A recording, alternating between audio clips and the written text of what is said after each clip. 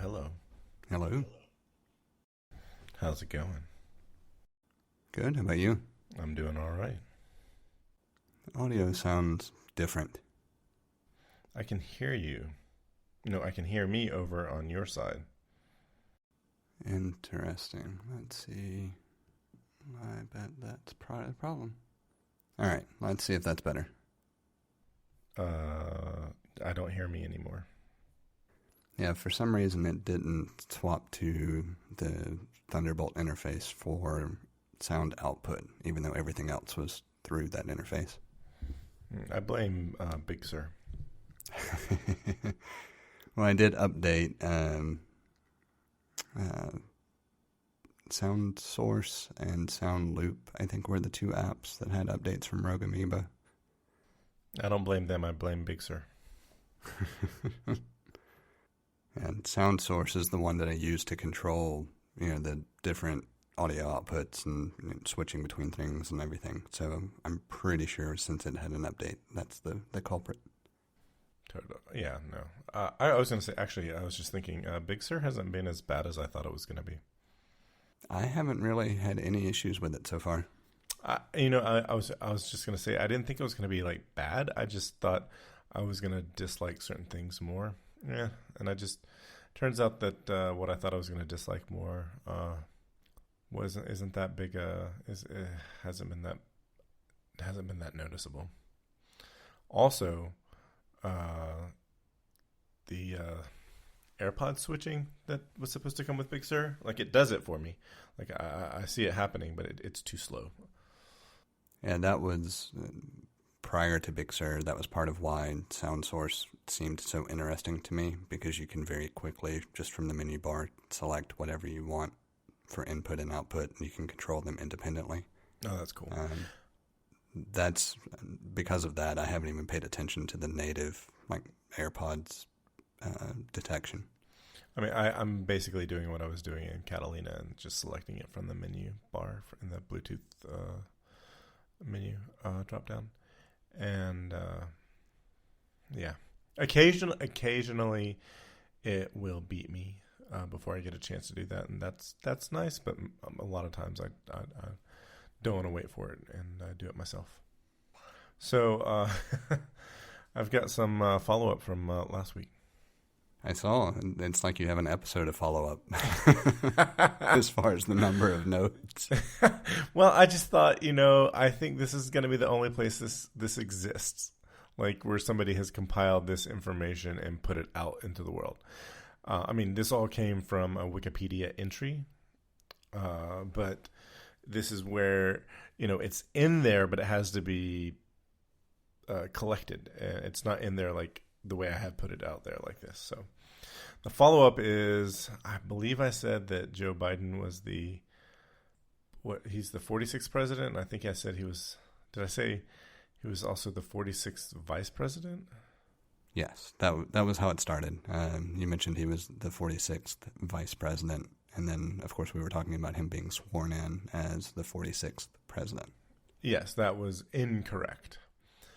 Joe Biden was the 47th vice president. Mike Pence was 48, and Kamala Harris is 49, and Joe Biden is the 46th president of the United States. So I got that wrong. So then I got to thinking about, well, in my lifetime, there's been a 1-to-1 ratio of vice presidents to presidents. Where did it all go wrong? And it's quite interesting, in a very boring, mundane way. I think it's the perfect time to educate folks. Oh, yeah. Yeah. So it gets started with Thomas Jefferson. He was our third president, and he had two vice presidents.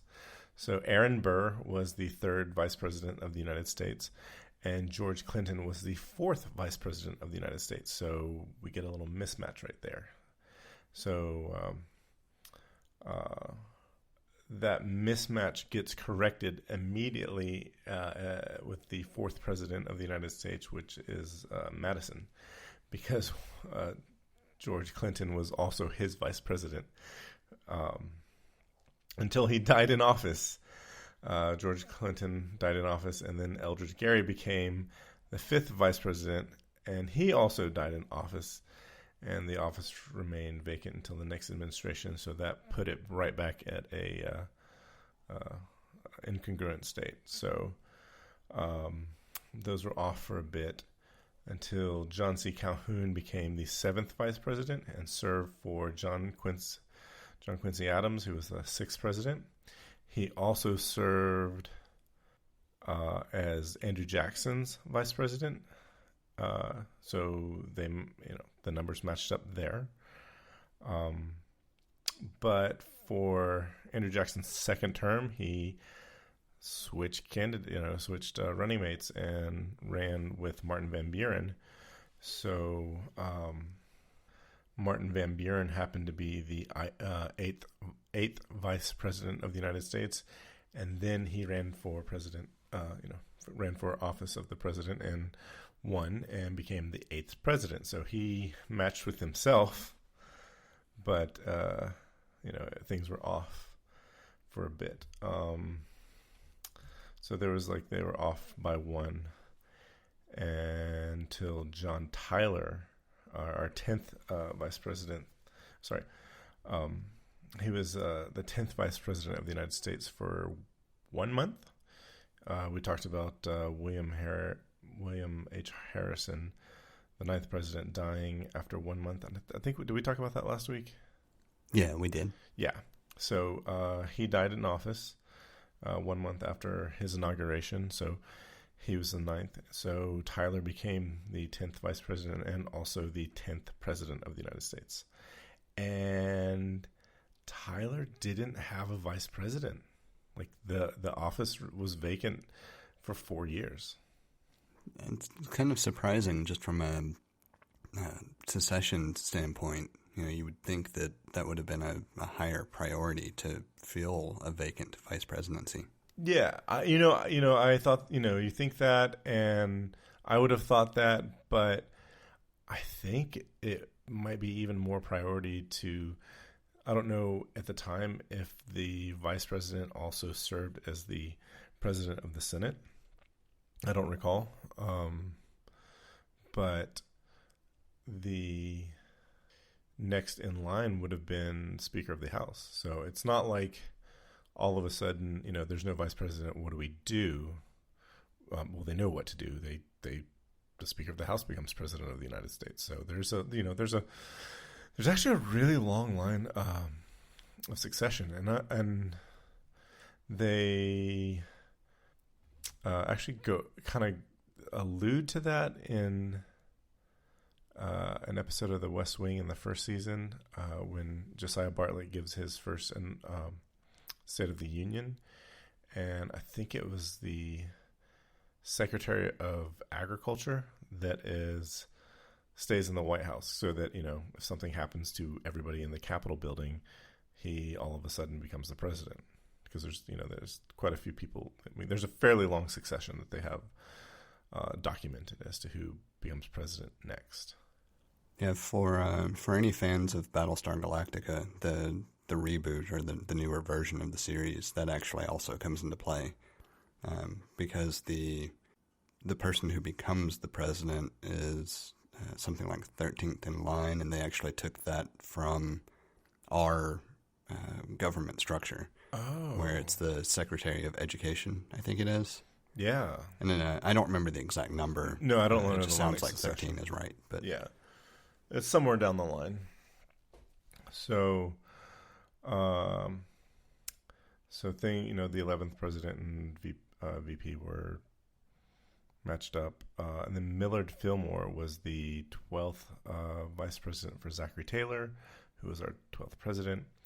But after Taylor's death in office, Fillmore became the 13th president, and there was no vice president. So now I think for the first time, the mismatch is going the other way. There have been more presidents than vice presidents. Am I doing that right in my head? I'm not going to pretend to keep track. We can roll with it. So things are mismatched until Andrew Johnson becomes the 16th vice president. Yeah, It was mismatched. For the first time, it was mismatched the other way, where there had been more presidents than vice presidents. And so Andrew Johnson became the 16th vice president for a month and 11 days before the assassination of Lincoln. And they matched up in his term because Lincoln changed running mates between terms.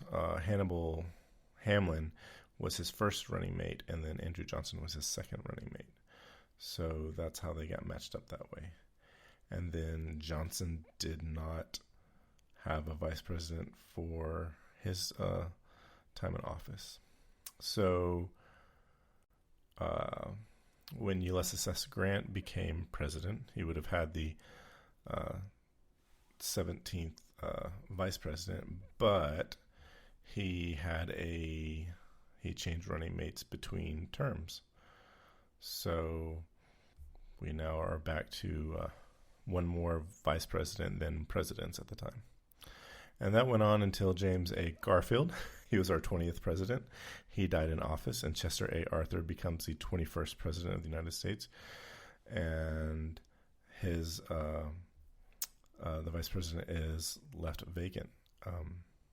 And I'm kind of looking back at my notes because I feel like I might have, just making sure I didn't make any mistakes in my notes.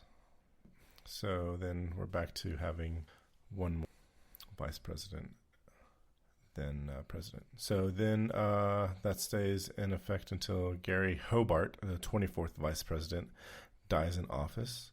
And the office is vacant until William McKinley, our 25th president's second term. And he runs with Theodore Roosevelt. And Roosevelt becomes our 25th vice president of the United States. And we're now back in sync.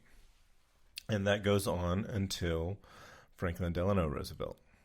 He was our 32nd president, and he had 3 vice presidents.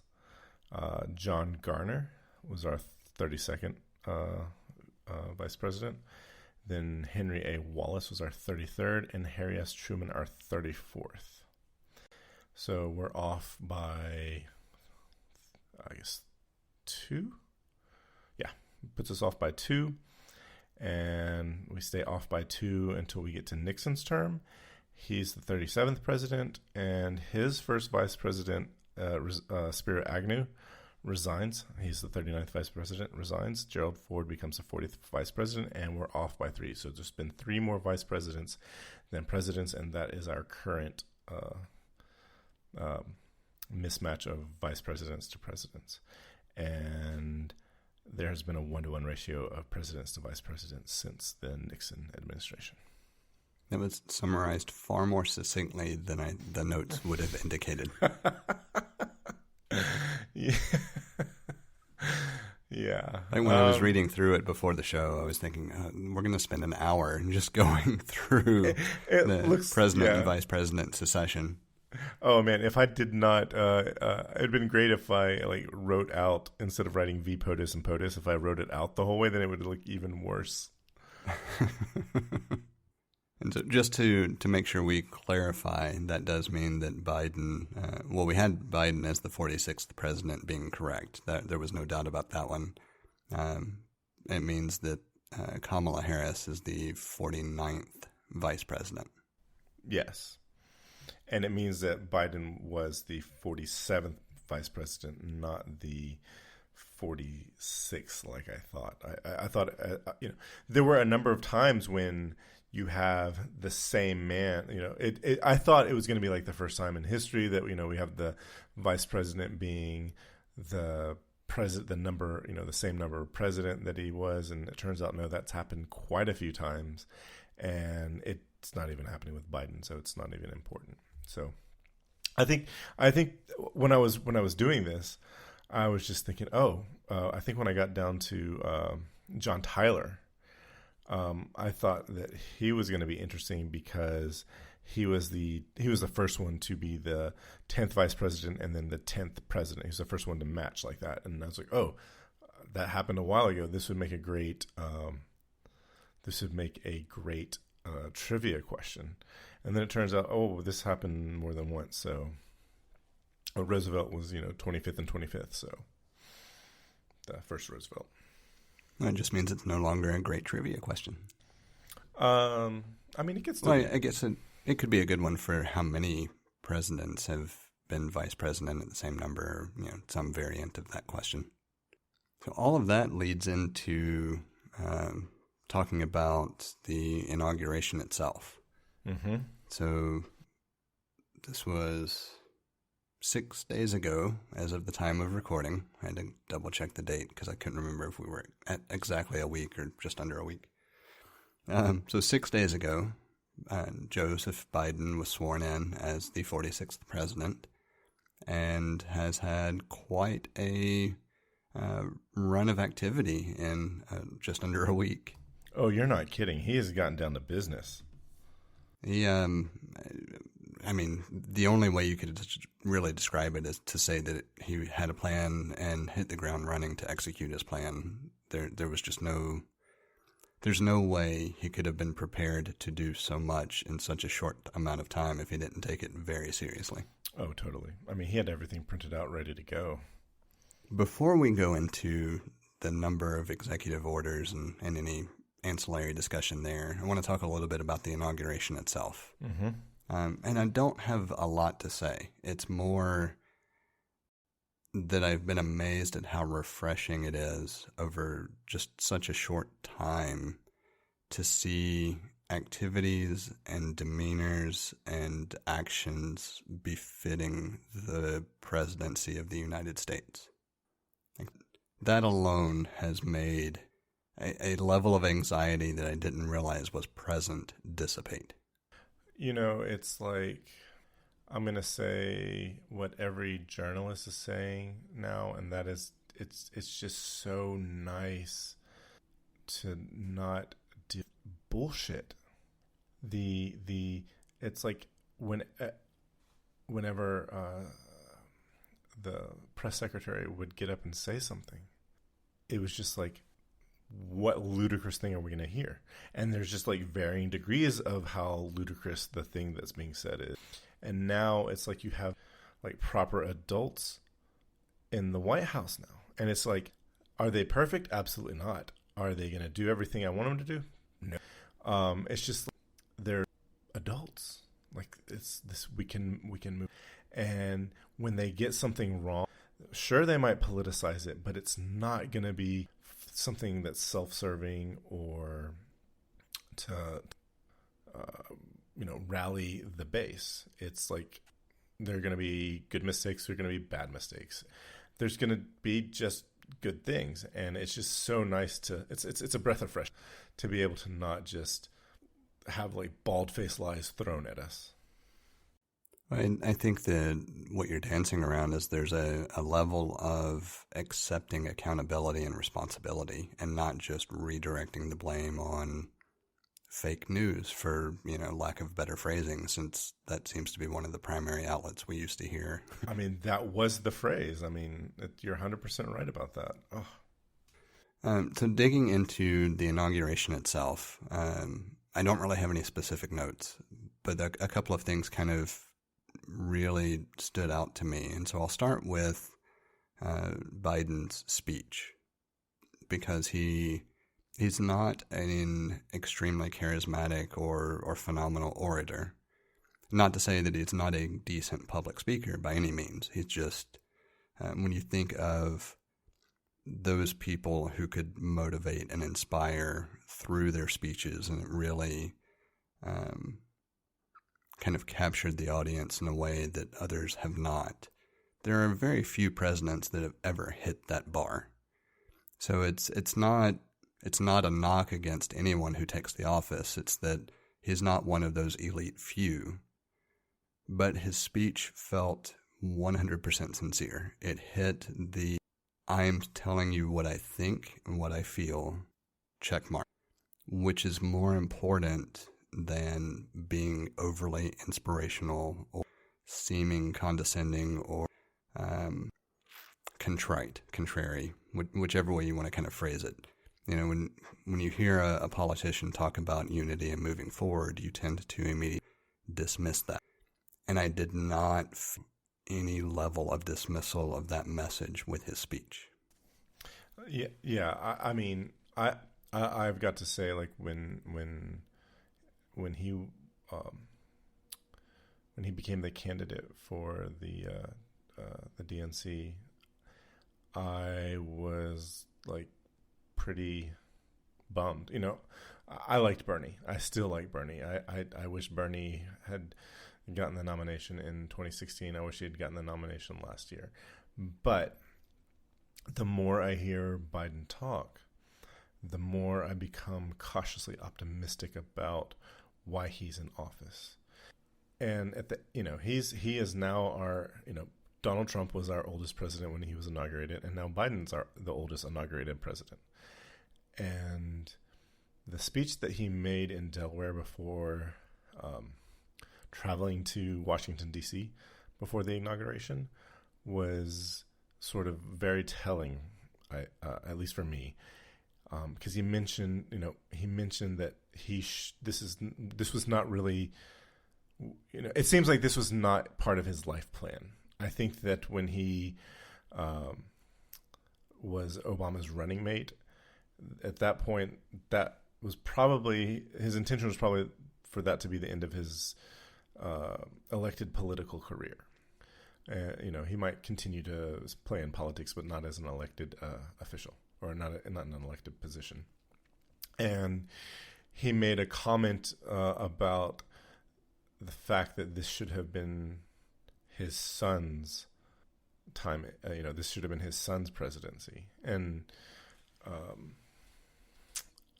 I thought that was sort of telling. It didn't feel like when George W. Bush invaded Iraq.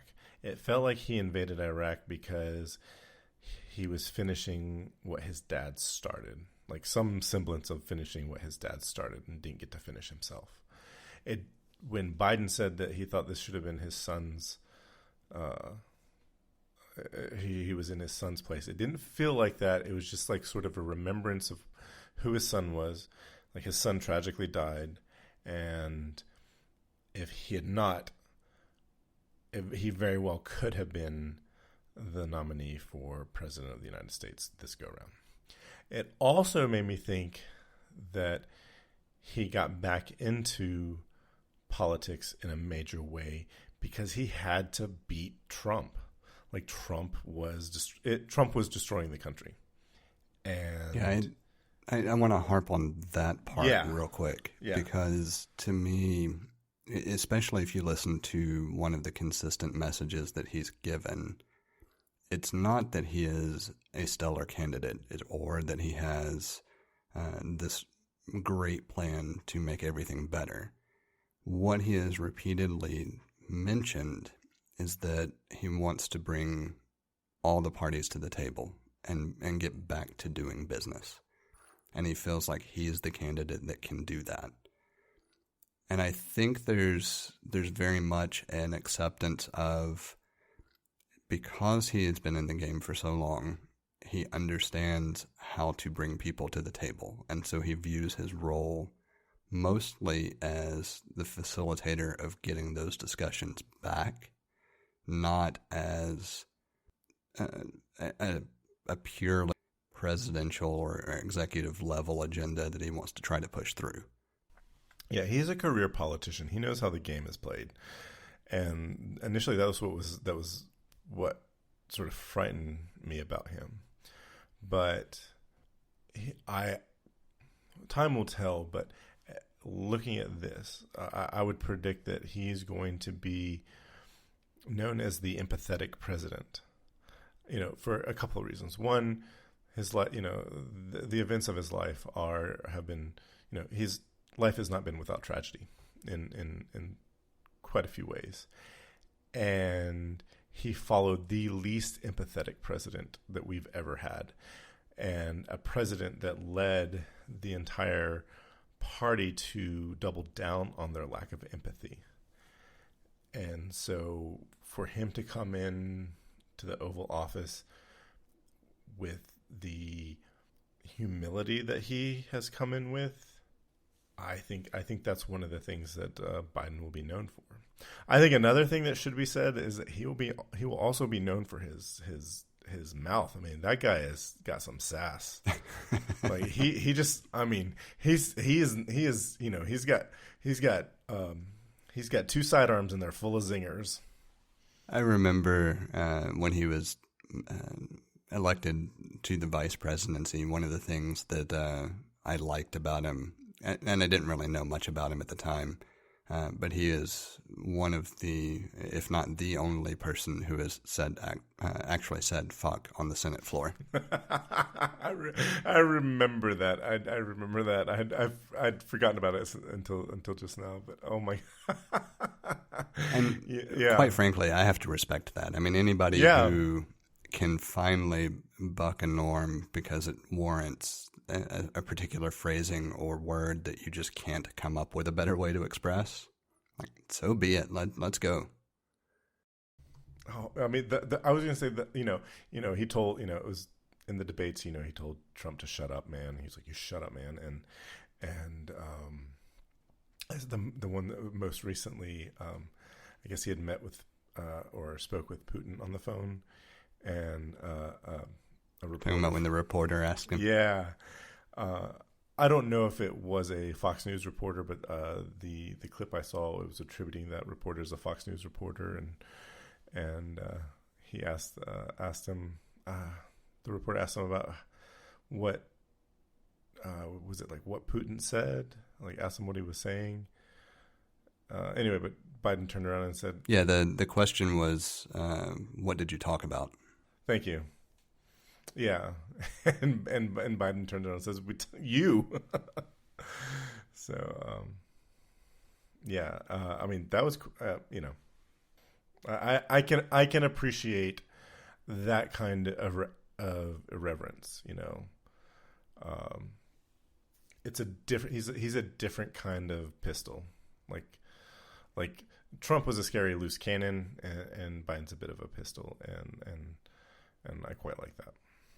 Yeah, there are plenty of policies and ideas that I have never been a fan of that have been predominantly pushed by the Democratic Party. And that's not trying to overly stereotype it. It's just that tends to be where the push comes from. But over time, I've realized that my resistance to them is more a resistance to change, not from a standpoint of the necessary change, but because historically, when we have tried to make these changes as a country, we have not thought them through very well. And so I'm going to use the healthcare system as an example. I am 100% on board with universal healthcare. I think it's long overdue. However, as long as we have insurance companies and private companies and pharmaceutical companies that are driven by profit, you're not going to get universal healthcare on a scale that is going to work. It's just those two things are mutually exclusive.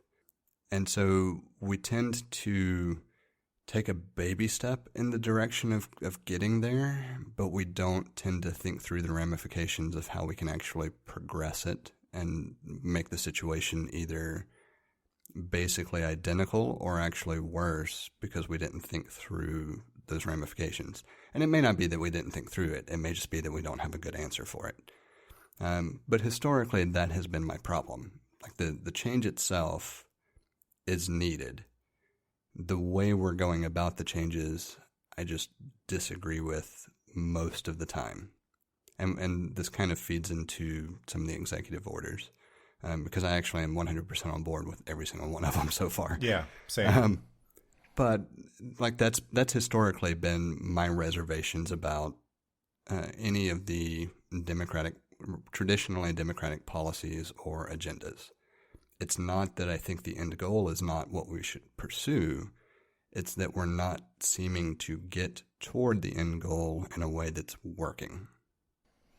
So the problem is Democrats just lose so goddamn much. That is part of it. I will 100% admit that's part of it. That's a huge problem.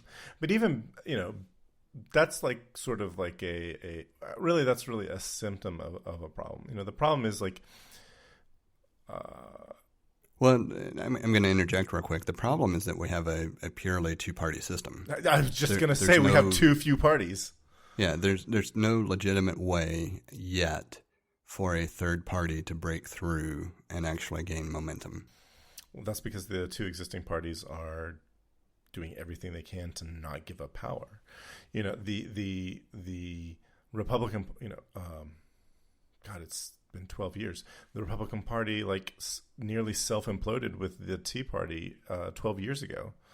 And instead of instead of the Republican Party becoming sort of a centrist, right of center party and a far right party with the Tea Party, they had to acquiesce to some folks that were very far right. And that's just sort of led, I think that's, that was the beginning of what got us to where we are today.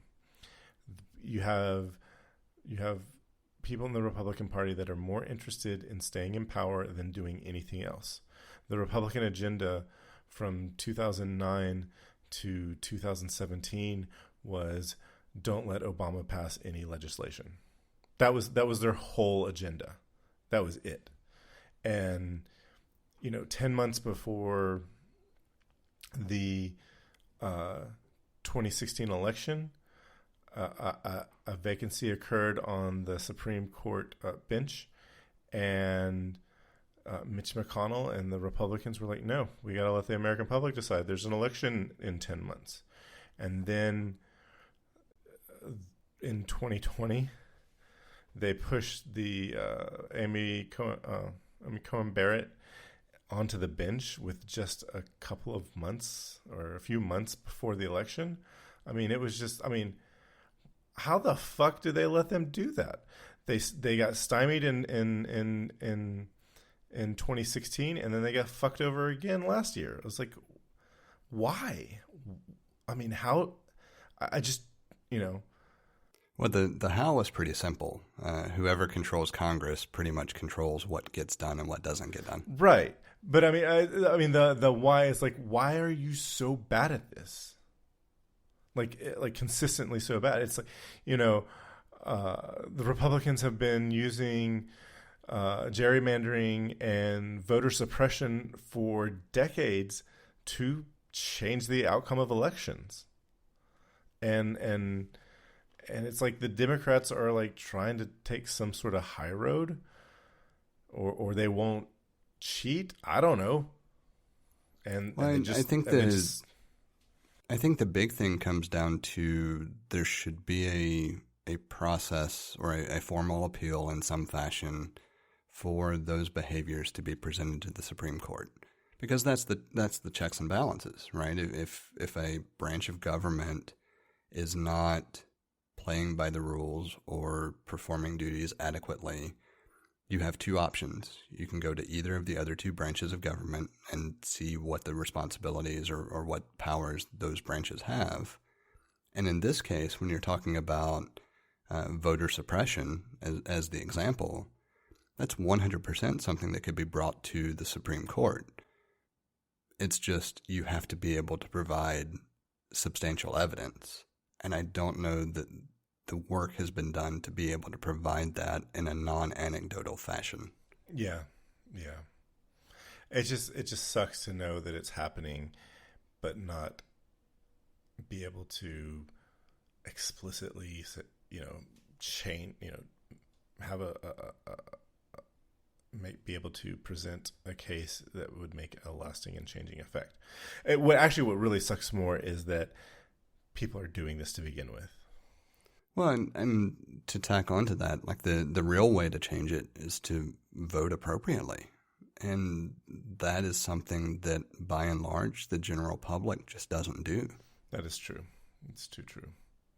And, nothing is clearer from that perspective than what happened with Georgia this past election, which I know a number of people in my former social circles, as far as, people that I went to school with, et cetera, that I still see comments from, most of them don't like that change.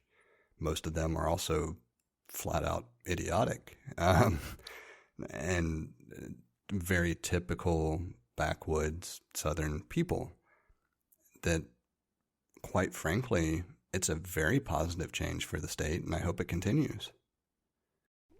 Yeah, I mean, if anything, Georgia has become like a bright shiny star to me. I can't hate on Georgia anymore. They really pulled through in this election. Yeah, the big question is going to be whether that continues, and right. It might, it might not.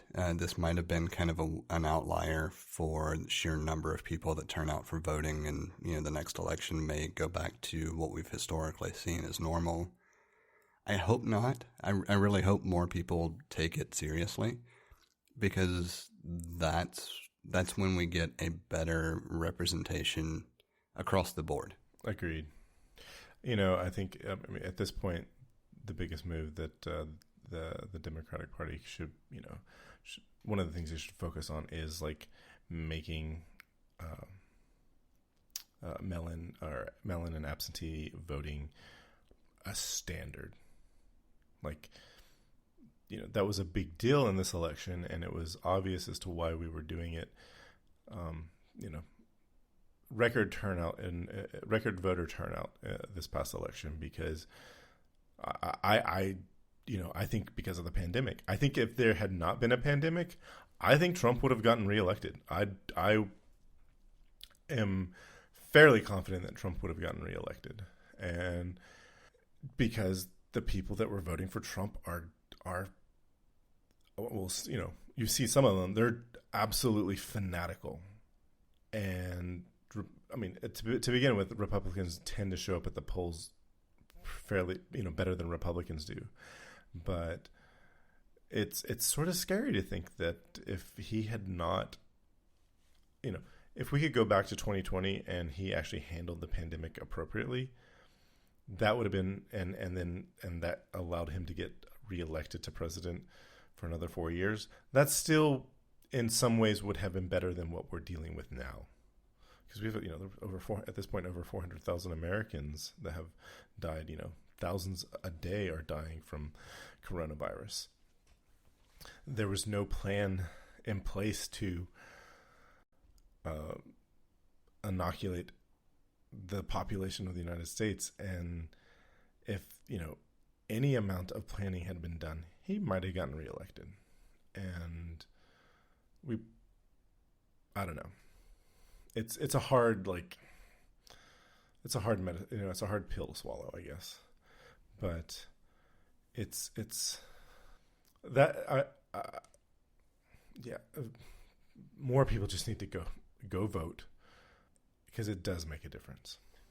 And just to slightly add on to that, did you see the quote from, I don't remember if it was a CDC member or someone on the newly constructed advisory boards or what, but basically that pandemic response planning was even worse than they thought?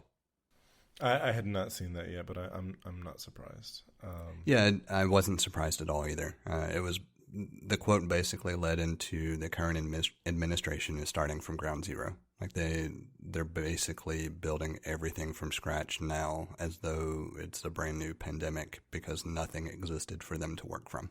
As if it was a year ago, because if that's what would be happening. I mean, yeah, exactly. A year, like it was a year. It was a little over a year ago that the president was getting intel and getting briefings on the virus in China, because it had not made it over to the Western Hemisphere yet. And it goes back far. It goes back a little bit. It started at the beginning of Trump's. It started in 2017. I'll put a link to this, but there's a good half-hour documentary about called American Pathogen, and it just sort of shows how every step of the way that we've been dealing with this pandemic has been one of the, probably the worst choices that could have been made. And, prior, in I think it was 2003, there was the first SARS virus outbreak, and and it was never a problem in the United States, but it got George W. Bush thinking about a pandemic response and a plan, and his administration started putting a plan together. The Obama administration continued with it, and they had contingencies for like a massive, I think it was a hurricane, like a massive hurricane. I can't remember what the second item was, and the third item was a worldwide pandemic. And they thought it was going to be another influenza pandemic, but one of Trump's campaign promises was to run the country like a business, and he fucking did. He saw no value in so many of the science positions that were or federal level science positions that he didn't fill them. I think there were only 25 out of 83 positions were filled in the first 18 months of his administration. And because he defunded so many of them, many of the top officials, resigned their position because they couldn't do anything. And then once the pandemic actually, came about, it was denial. It was a denial for so long until it became a problem here, and then the next step was to downplay it, and then the next step was to ignore it, and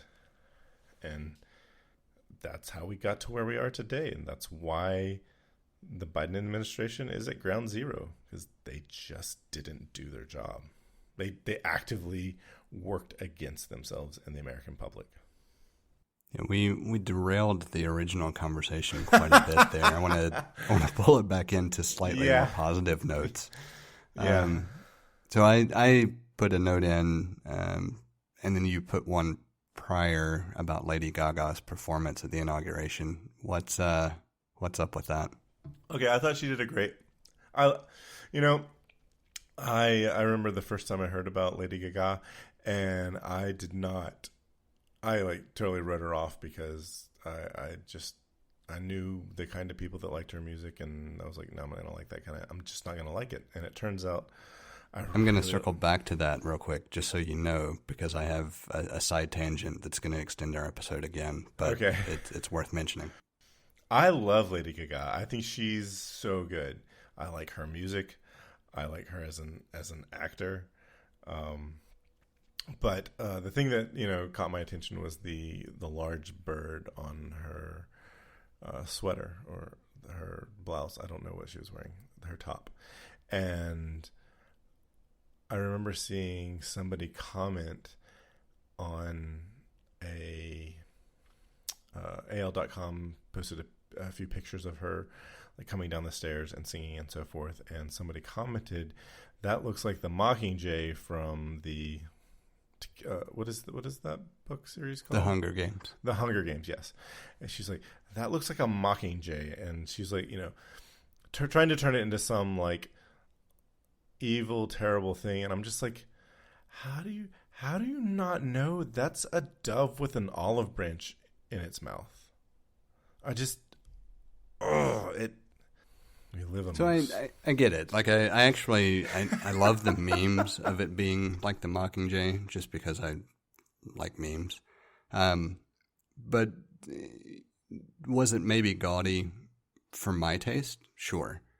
Is it what I would expect from someone like her who has made a point of really presenting an over-the-top kind of approach to a lot of things? Absolutely. It was completely in character for her. Oh, absolutely. So she doubles down for me, on the avant-garde. Yeah, for me, it was just more her. It was her personality coming through. Oh, I totally agree. But I thought it was such a fitting thing to wear. Like the dove is with an olive branch is a symbol of peace and where the dove is a symbol of peace, and the olive branch was the they used olive branches for peace, but specifically the dove with the olive branch is a reference to some imagery in the Old Testament of the Bible, representing the time after the flood, in which there was hope for Noah and his family to be able to find land and be able to get out of the ark. So I thought it was a very nice piece to wear. I thought it was a very fitting thing to wear, or a very appropriate thing to wear.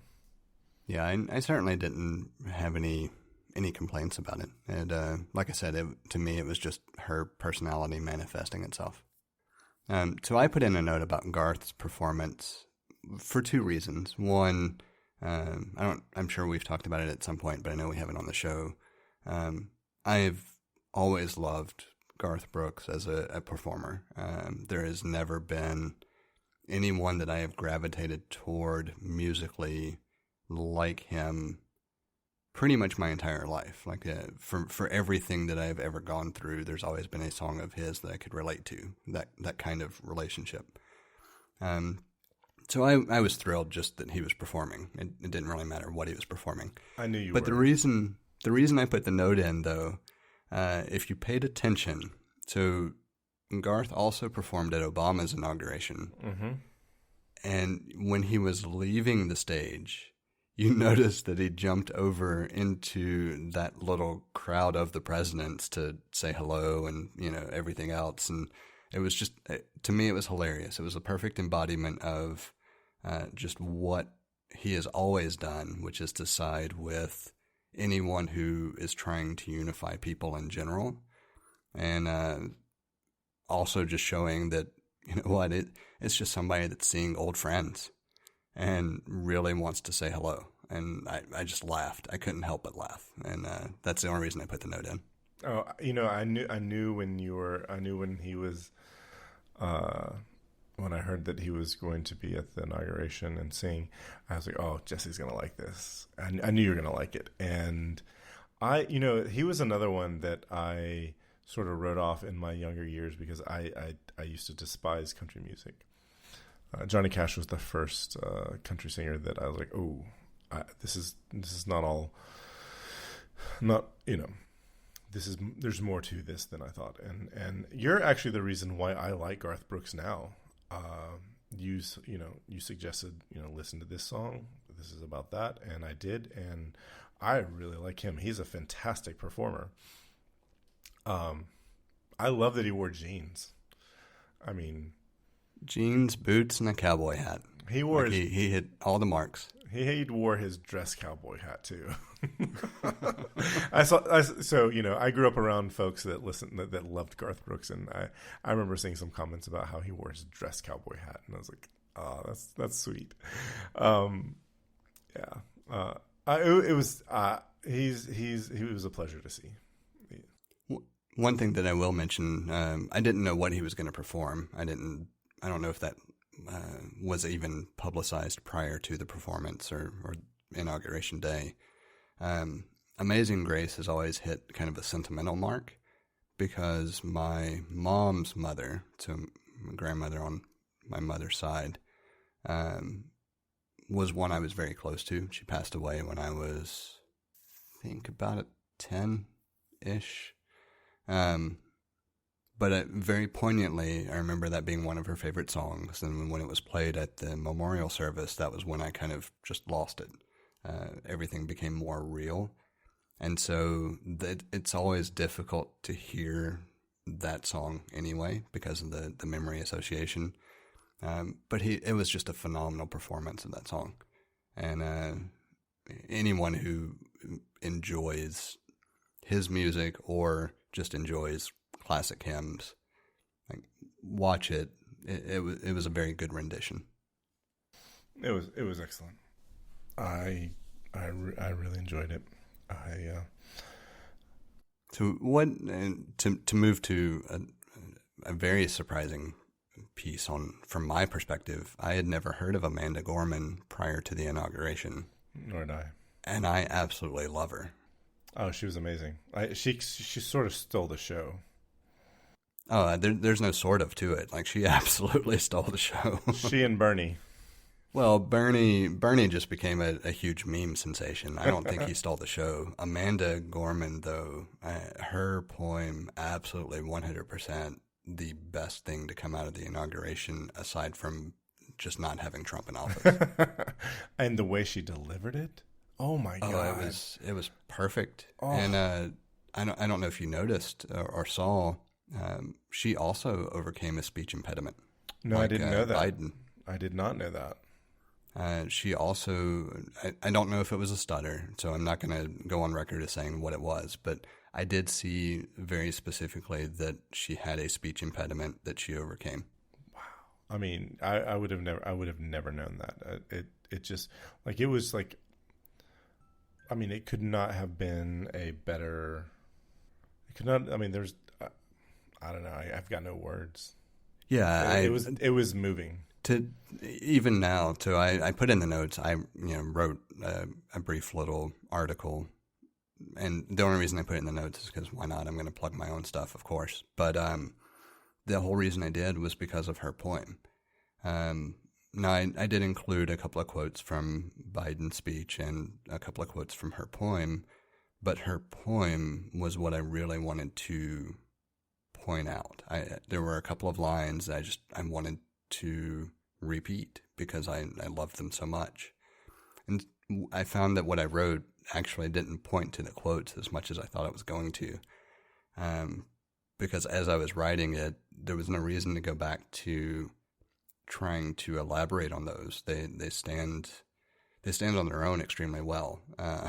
There's certainly nothing that I could do that would make them any better. They're phenomenal.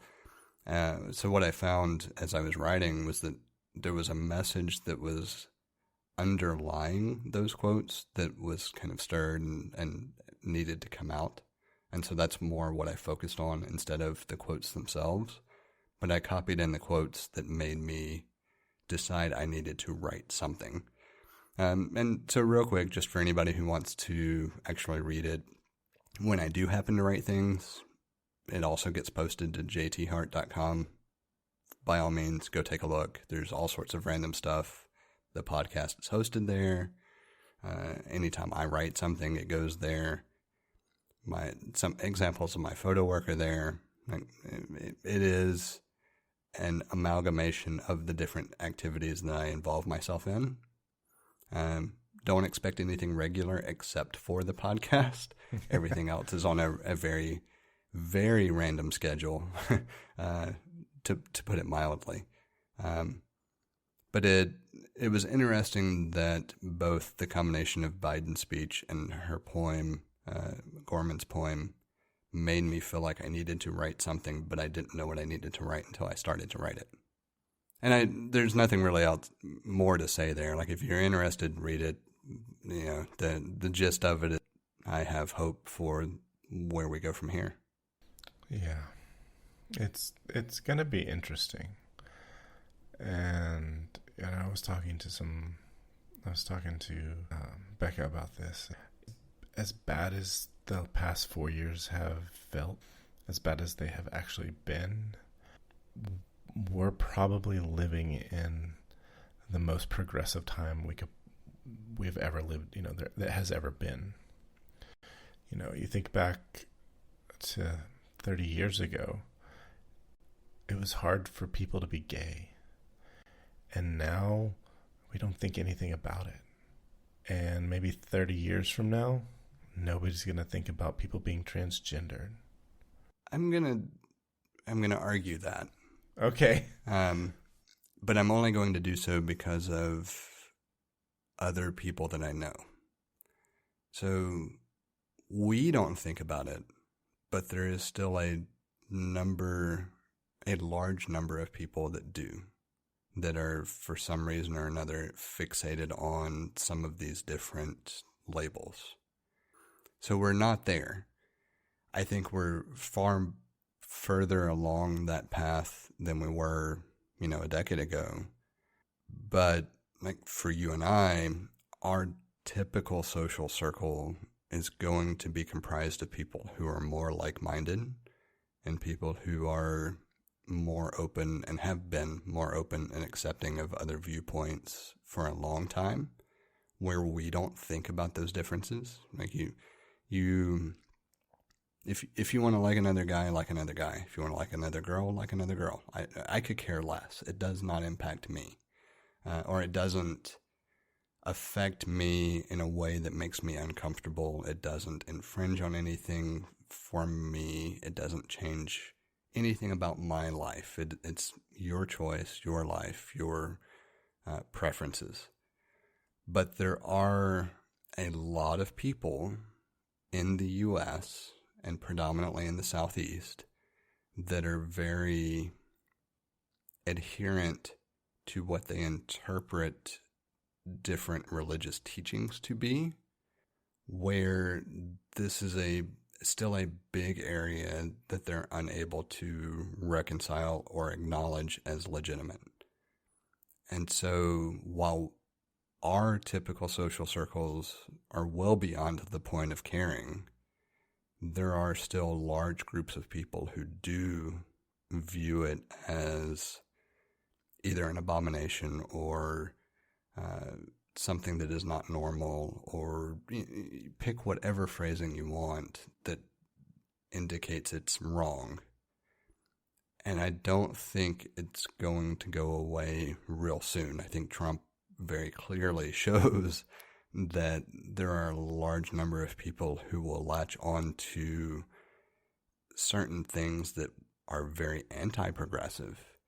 And so while a large part of me wants to agree with you that we're at a point where it doesn't matter, the reality is that it still matters pretty deeply for certain communities or certain groups of people, not communities. You're not wrong, and I think they'll always be with us. But those numbers are dwindling. If you look at the current, looking at the current legislation, it's not illegal to be gay anymore. It used to be, and it's as bad as much of a problem that we have with over militarized police and an imbalance in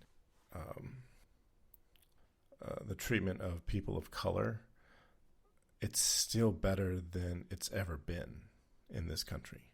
We've gone from slavery to segregation, from slavery to segregation to desegregation to, at this point, people are, it's a serious problem. I don't want to ever say that this is not a serious problem, but we have made progress. Yeah. Like our society has made progress, and I think we'll continue to make progress.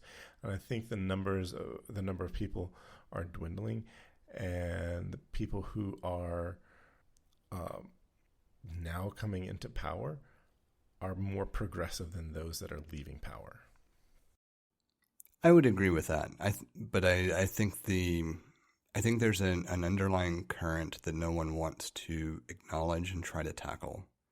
And that is that as long as we continue to label groups, we're not going to make the kind of progress that we want to make. And what I mean by that, this is a very long-standing theory that I've had, so I'm going to compress it quite a bit. I remember talking to you about this, and I feel like it's a very hard thing for people to understand. Well, it is, because we rely on labels to navigate the world at large. If you think about it, a chair is a chair, right? We label that a chair, and so we know how to interact with it. And that's how we understand everything. But as long as we label groups of people by something like color or gender or sexual orientation, there's an innate divide. They're no longer like us or the same as us. They're different. They have this label that we don't have. And that's a real problem for trying to unify how we think of people. And so from an interpersonal relationship standpoint, we should be thinking of people as people, plain and simple. There's no delineation between person A and person B. The problem with that is that it's great at a philosophical level, but there are legitimate differences between person A and person B as far as capabilities and proclivities and things of, cultural backgrounds, things that can affect behavior and how they perceive the world at large. So how do you reconcile understanding those differences with how we as individuals reconcile navigating the world at large?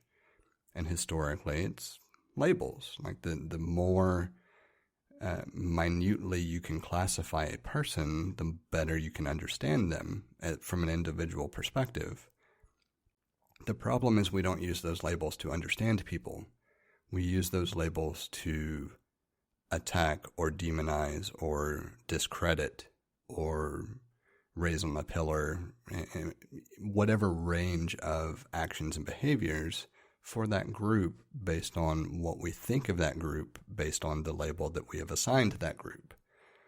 And it's a very tricky situation, and I won't pretend that I have the answer either.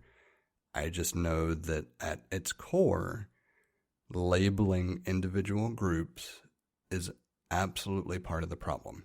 And until we can find a way to resolve that issue, we'll continue to make baby steps toward the actual ideal of everyone being treated appropriately and equally, but we're never going to get to that final step of 100% equality until we can figure out how we get rid of these labels.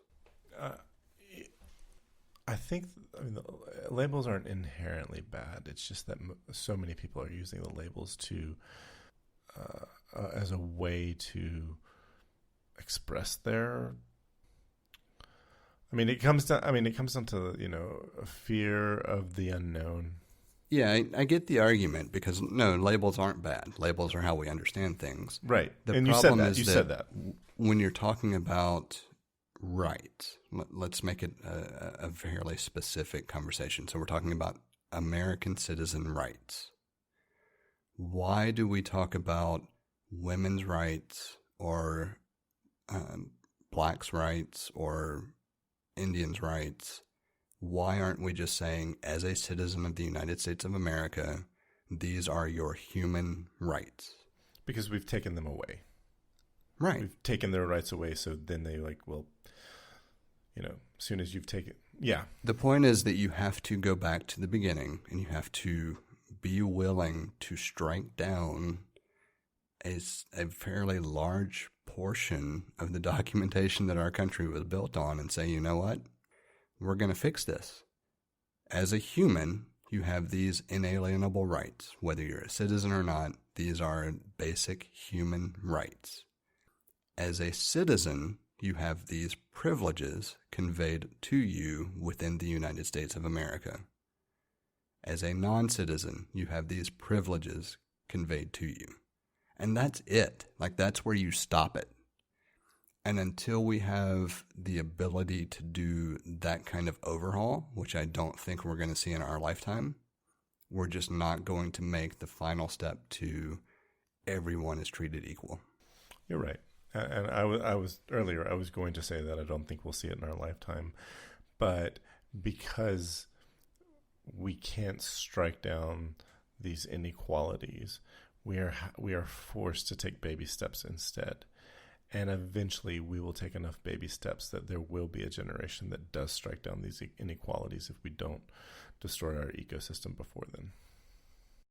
I have a feeling we're going to colonize other planets before that happens. I don't. It may be something that was evolutionarily selected for and cannot be bred out. I don't know, but Well, the whole reason I point to labels is because from a neurological and purely psychological perspective, without labels, we're kind of dead in the water. We don't understand anything about how to function as a person in our environment. So there's a very good reason why labels are required or have been required up to this point, and why it's so difficult to let go of labels, because that's how we understand everything about the world at large. And so there's has to be something, I'm not going to say catastrophic, because that has, the negative connotation of, everything being on the verge of destruction. Climactic. But there has to be something very major. Yeah, climactic could work. Something that has to reach a level of impossible to move forward before that can be addressed and changed.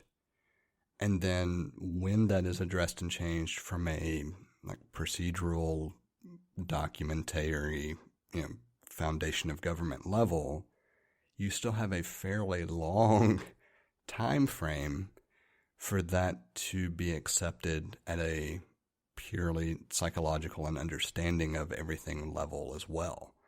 And that is predominantly why I say there's no way we'll see it in our lifetime.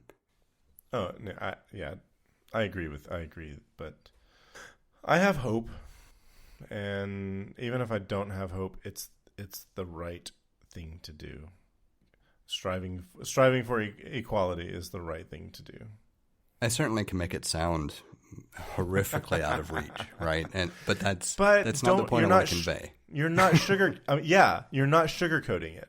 It's just like Becca and I were talking last night, and it was just like, it used to be, we thought that, there are people that we know that are products of their environment, and they're just sort of like low-key racist because they're products of being white in the South, born decades ago.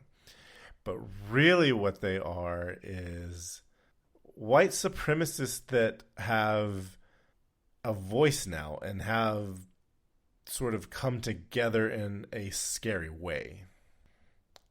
And that's what we have to fight. Yeah, I will say, thinking back to just events over the past, I'm going to say 2-ish years, because it was certainly pre-pandemic, I have become more and more vocal with regards to a number of different things, but especially the political space, than I ever would have thought I would be prior to that. And it's entirely because I'm just fed up with it. And by fed up with it, I mean, I just flat out refuse to listen to conspiracy theories or obviously biased interpretations of action. Whereas prior to a couple of years ago, a lot of those comments I would have viewed as not worth the time or effort to try to corral, because I'm not going to change somebody's point of view. Right? Just the likelihood of that happening is pretty low. Psychologically, once we have a point of view established, very few people change it based on logic or reason. It's just the nature of how we are. So I accepted that early on and felt that it just wasn't worth trying to change that point of view or trying to combat that point of view or just arguing in general. It was easier just to, whatever, I'm going to go do something else, right? And I've noticed over the past couple of years, my tolerance for that has pretty much become non-existent. If I see it, I call it out.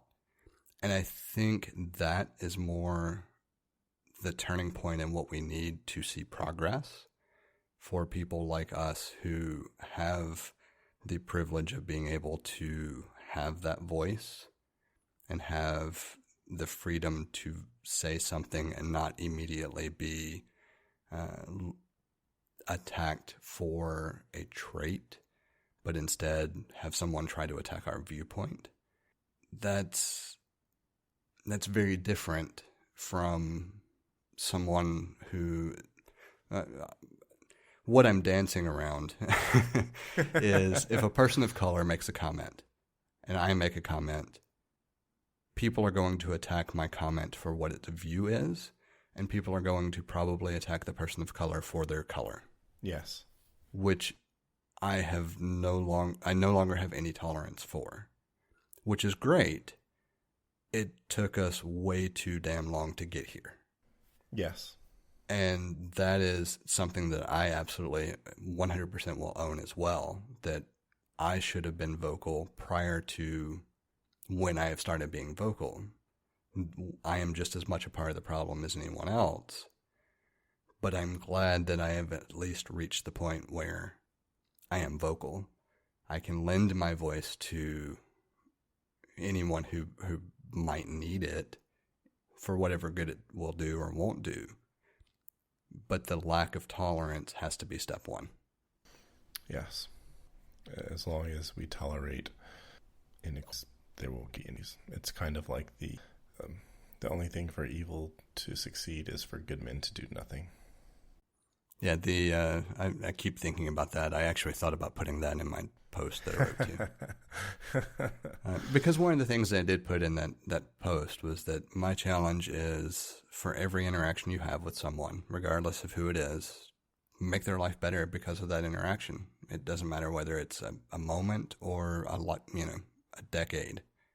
Whatever your interaction is, make their life better, and let's start there. Yeah, as two white cis males, our place to make things better is talking to other white cis males, talking to the people that we look like. That's our job. That, and being an ally and keeping our mouths shut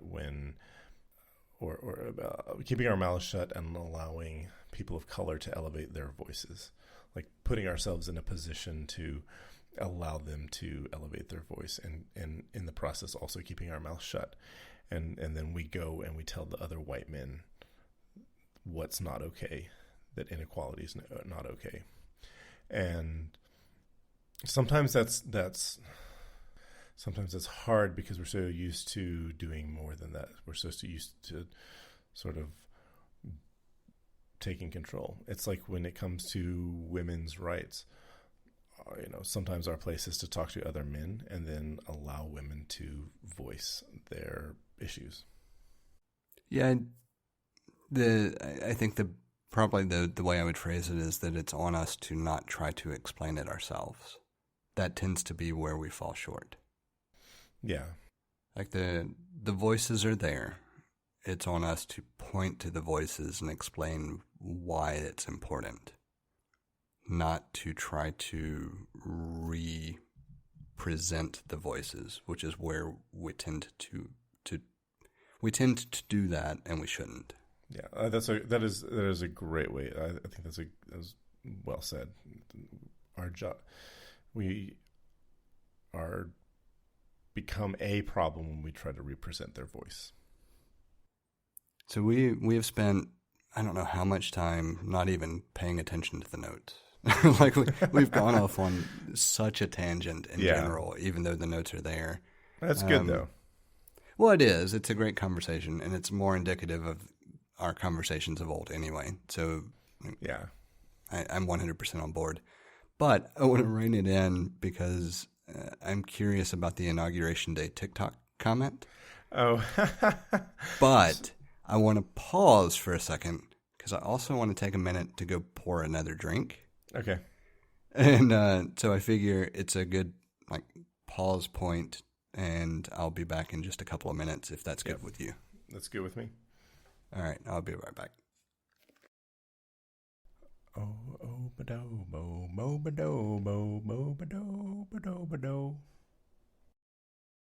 was going to say 10 minutes ago, I started hearing this terrible noise, and it was my battery going dead on my headphones. And I thought it was going to ruin the recording, but it didn't. At least I don't think it did. It shouldn't have.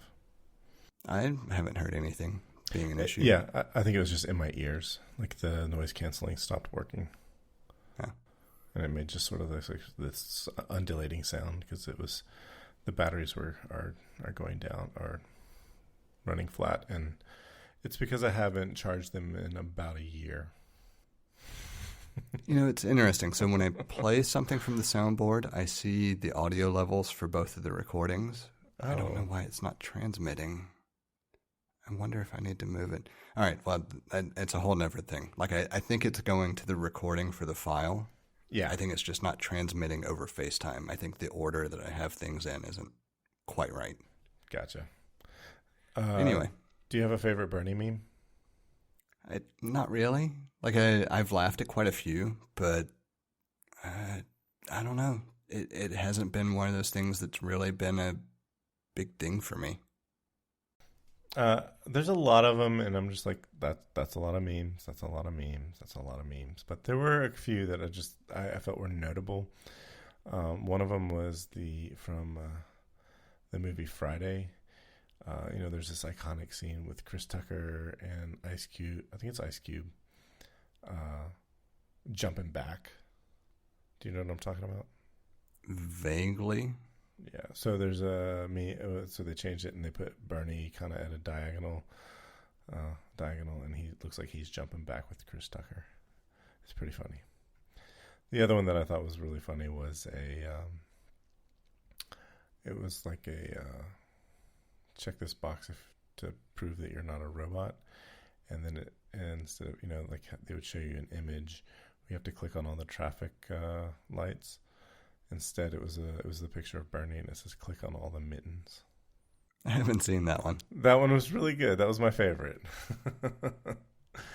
Oh, there was a TikTok video, and it's like this scene from Jerry Springer, and this woman's talking about, Jerry Springer, like somebody slept with somebody, and this woman's talking, and then you see Jerry Springer talking back to her, and then it shows like the whole stage, and it's Bernie sitting next to her.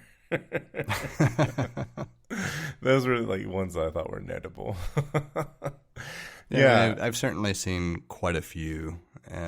Nothing that I've chuckled at a lot of them. It's not that I haven't found them interesting or kind of funny. It's just none of them have really stuck in my mind as being a great one. Those are the ones for me. The TikTok, my Inauguration Day TikTok. Did I send that to you? You didn't. I know I follow you, but I'll be honest, I never launch TikTok unless I'm told to. So I was watching the inauguration, and it's like it's a nothing video. It's not very important, but I was watching the inauguration, and as Kamala Harris was coming through the Capitol building after the inauguration, I believe it's Robert Biden II is behind her, and he had one of the blankets that they were given for the inauguration, and it's in a nice, neat roll. He didn't unroll it and use it, but he's carrying it with him, and he starts to fumble it as if he's about to drop it, and I was like, that's awesome.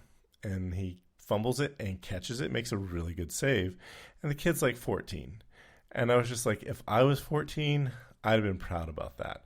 And so I was able to do like the worst thing you could do for a video, and I used my phone to record what was playing on my TV. I was able because we have YouTube TV, I was able to reverse it and get exactly the shot that I wanted, and like stand exactly the way I wanted to stand, and have everything framed in my phone exactly the way I wanted to. It actually took me a while, and when I say a while, it took like 4 or 5 times to get it just right. So I did it, and then I re-recorded it in slow-mo so that you could you get an instant replay. And I threw it up there within a few minutes of it actually happening. And nothing happened for a few hours, and then I won't say that it didn't go viral, but it blew up for a few minutes. In the span of about 10 minutes, it went from like 6,000 views to a little over 19,000 views. I think it's better than anything that I have a track record with, like posts or audio or anything. So props there. Oh man, there was a point that it was like 2,500 views a minute.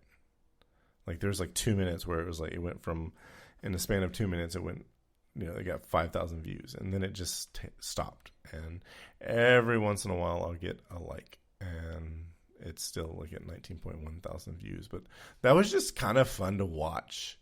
And when I was putting it out there, I was kind of like, I hope that kid sees this. I hope he sees that somebody saw what he did, thought it was funny, and put it out there. I put it out there in a fun way, and nobody was really terrible in the comments. Some people were like, kind of saying some snarky things, and I just was like, I'm not gonna correct them. I'm just gonna comment nicely and so forth. So.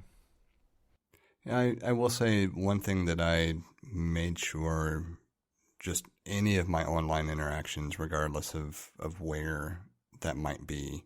But about probably a decade ago now, I could care less about comments. I won't look at them. The only place that I will look at a comment is if it is posted on my website on a post that I have comments enabled on. That's it. I won't look at any other commentary anywhere, because it just doesn't matter. There will always be someone who hates it, always be someone who loves it. You know what? If you actually really want to talk to me, comments aren't going to do it. Send me a message. That will get a response. All right, so we have 2 other topics, and I'm going to jump down real quick, because this is a very, very brief one, unless you decide that you want me to read the name over and over, like your shoes. So at least one time. So I do have a new favorite workout short, and it is the Nike. For some reason, this did not copy appropriately, so I'm going to give the appropriate name. The Nike Yoga Dri-FIT Men's Infinalon Short has been my absolute favorite short to work out in since I got a pair for Christmas. I don't even know how to describe it. Like, I've worked out in a number of different things, obviously over the course of trying to be fit. There is something about this short that is so ridiculously comfortable, even when you are doing something intensely cardio. And so for me anyway, like, I generate a lot of sweat if I do anything cardio. It doesn't feel that way until I try to take them off. That's kind of the downside. But like, I love these shorts. And the whole reason I put it in here, I don't know if you clicked on the link. It's No, I'm looking at it right It's now. what you would expect from a tight-fitting workout short, a compression short of some type. I'm really considering, though, wearing it as my underlayer when climbing. And then if I need to shed a layer, I at least have a pair of shorts on underneath that are comfortable. I just don't know how great that would be from a general perspective, but that'll be something I figure out, later.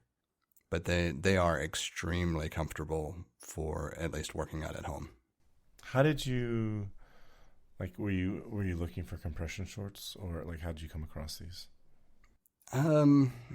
So I have a very wide range of workout attire at this point, because I've tried so many different things. I have, I guess it's considered like 3/4 length or capri maybe length cotton pants or joggers, I guess. I don't know the exact terminology, but it comes to just below the knees, made out of cotton, relatively tight fitting, but not compression style. And those are comfortable. I like those, but they're a bit thick for working out when it's warm. So I picked up some Under Armour heat gear shorts, thinking that maybe that would make a difference. And they're comfortable enough to work out in, but they're ridiculously thin, and they might as well be underwear. It's what they're kind of designed for, I think, is to be an underlayer underneath a loose-fitting pair of gym shorts. And so what I was looking for was something that fit more like the Under Armour shorts as far as being form-fitting or relatively tight-fitting. I didn't really care about the compression aspect, but I wanted it to not be loose in order to work out in when it is warmer for like yoga, cardio, whatever. It doesn't really matter. Just something that wouldn't constrict movement and wouldn't be getting in the way, that wasn't as thick as the cotton legging style that I have. And so that's how I stumbled across them. And so I got a pair for Christmas. Since then, I have ordered 3 more pair. Oh, wow. It is now, I have 4 pair of them total. And it is pretty much the only thing that I wear to work out in, other than if it's colder. A lot of times I'll still grab the cotton stuff, or if I'm going outside, I'll grab the cotton stuff a lot of times. But it's almost what I've exclusively switched to, because it just isn't that comfortable. Wow. Okay. And so I figured I would call it out. Mostly because of the whole Nike. Like, at this point, honestly, Nike should just sponsor the podcast. Like, we've talked about them on a couple of episodes. Like, come on, you guys need to reach out. I'm a Nike fanboy, but I was just gonna say, in the picture where it shows the man in, well, it says it might be the softest thing you own, and there's a man standing there. He's got probably like 3/4 length leggings on, and then shorts over them. I was like, I like those shorts that are over them. Yeah, so in these shorts, they do make a capri length, 7/8 length tight style as well. I did go ahead and buy a pair of those. I'm not normally one that likes something that far down on my legs when I work out, but I have seen the benefit of it, a longer pant being available when it's colder, or if I'm going to wear it under a pair of shorts if I'm going outside. And they're just as comfortable. Like, whatever it is about that material that makes it that comfortable to wear, like, it is just absolutely phenomenal. Yeah, I don't wear. I used to wear compression shorts when I was a teenager, and I can't anymore. I'm for other, various reasons, they're just not comfortable on me. So the big thing for me is, it's funny. Number one, I've never been overly modest, so I really could care less about what is visible or not visible. Sure. But to compound that issue, over the past year, I have gotten to be in decent shape, is what I would classify it. Others may say other things, but for me, my personal view is that I'm in decent shape. And I have no problem showing that off because I'm not modest. It's a really big cycle there where I could care less what I'm wearing now, because I'm at a state where I feel, extremely confident about my body for me, even if it's not what somebody else might want to see, and which makes it that much more likely that I would wear something that reveals that more than I would have previously. And it really doesn't help that I am absolutely the type of person that, like, at the beach, I just will get out of the vehicle and change into my swimsuit. I could care less if you see something. The only thing that stops me from that is, like, I just want to make sure I don't get an indecent exposure citation. But I'm in the same way. I'm fairly. I don't care about modesty. It's like, I got stuff, you got stuff. Don't look at my stuff if you don't want to see my stuff. It's, for well over, I guess 30 years now. My viewpoint has been, what, you've seen it. If you haven't, you have lived such a sheltered life that, like, come over here and take a look,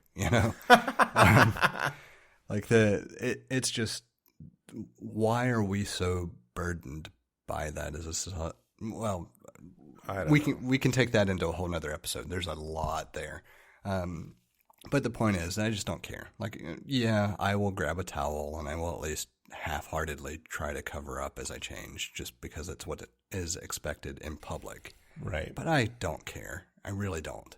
Oh, I was just going to say, like, I've been out in the woods and I was like, don't just strip down and, like, change my clothes. I don't care. Like, I'll go out of, like I won't just like do it in front of people because that's weird, but like I'll go over to my spot and like I'll completely disrobe so that I can change my clothes, and it's just like, that's my spot. Stay away from my spot if you don't want to see that.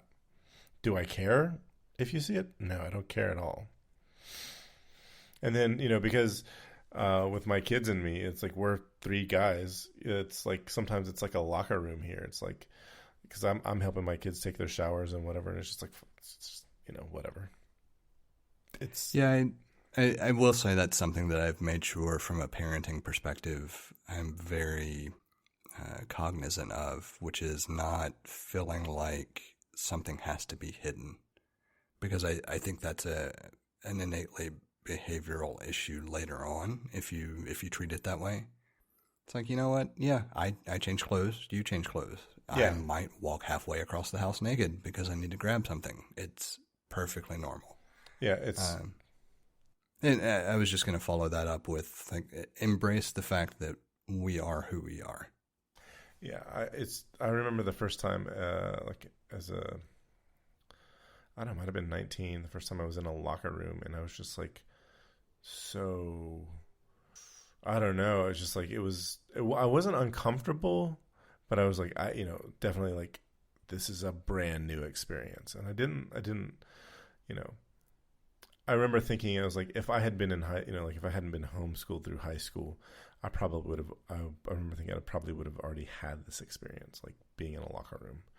And so I felt like it came late. So I was just like, we don't make a big deal of it. Like, I've actually been able to teach them really well, because before the pandemic, I would take my boys to the gym, and we'd go swimming during the winter months because they have an indoor pool, and that's great. And I would explain to them, it's like in the shower, you shower, we don't touch each other.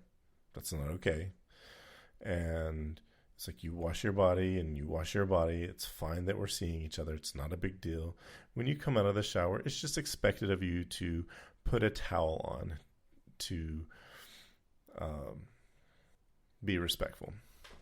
And I will say, the gym that I go to, the locker rooms, they're quite prudish, as opposed to one of the gyms I went to in New York. They're really prudish at the gym that I go to. I mean, even the YMCA in Mountain Brook, they're way more relaxed over there. So, yeah. So not last year, but the year before, we did some swim lessons at the YMCA in Hoover, and they were like, it was very relaxed. It was what I expected. It was, no one cared. Maybe you'd wear a towel, maybe you wouldn't. It was whatever it was, and very different from my experiences at other gyms. And even back in school, I remember middle school, it was very strange to be changing in the locker room. By the time I hit high school, it was like, whatever, I could care less. But in middle school, I very much remember that it was a novel experience. It wasn't something that was uncomfortable, but it was something that you were very cognizant of appearance or portrayal or behaviors. By the time you hit high school, most of us were like, whatever, like hit somebody with a towel or throw something across the room. It doesn't matter. There's a certain level of comfort that happens over time. Yeah, it's male bonding.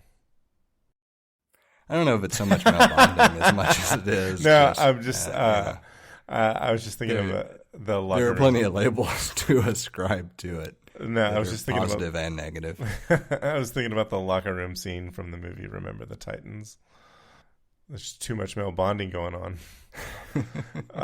No, so at Lifetime in Vestavia, it's sort of like they expect you to have a towel on pretty much anywhere. Like if you're in the shower, you're going to be naked, but like walking to and from the shower and around the locker room, it's an unwritten but feels very expected that you should have your towel on all the time, except for as you're changing.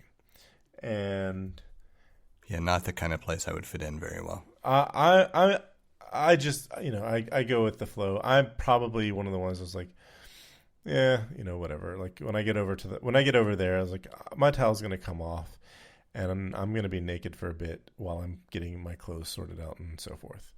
So I'm one of the ones who are less modest. But like when I was at the YMCA, I would go to the YMCA Mountain Brook. I'd walk to and from places naked in the locker room, no big deal. That was not unexpected. And then I would say the best was I went to the Reebok gym in New York City, and it was even like, nobody cared about how naked anybody was. The best part was I remember seeing this guy. His name is Michael McGlone. He's an actor. The only thing I can think you might see him from is a few years ago he was in Geico commercials, and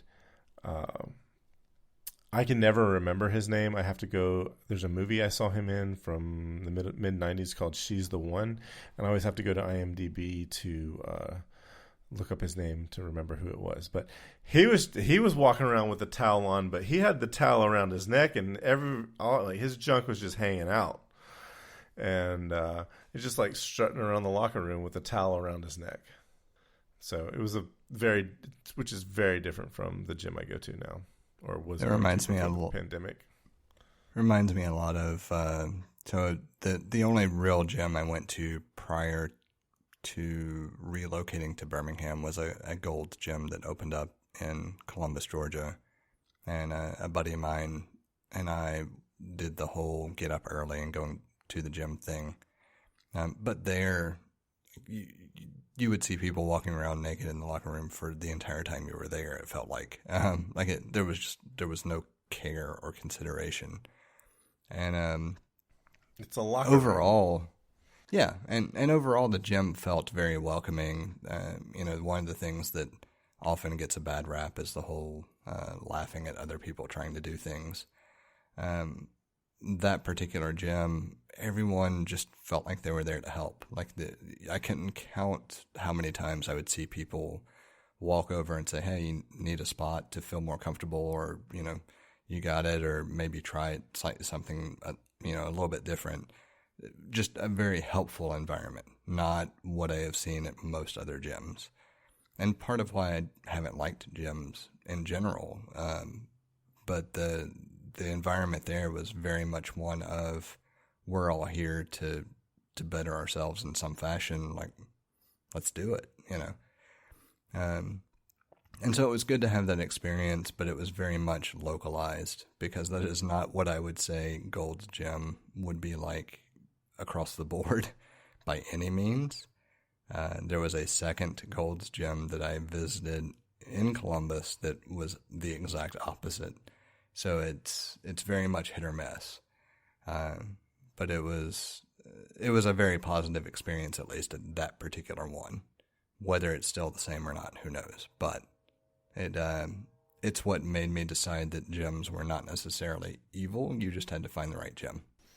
Yeah, that's really good, and it's hard to find the right gym. You want the right gym to have all the right things and be close to you. So,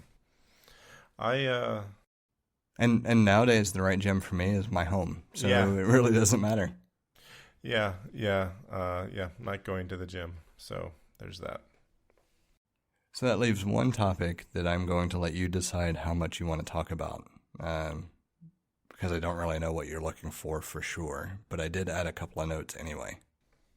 Yeah, I saw that. I was like, I think we could make it the after show. That works, because I don't really have anything. I don't have anything overly specific for it. I have a little bit of a speech in mind that isn't really a speech, but it's me being me.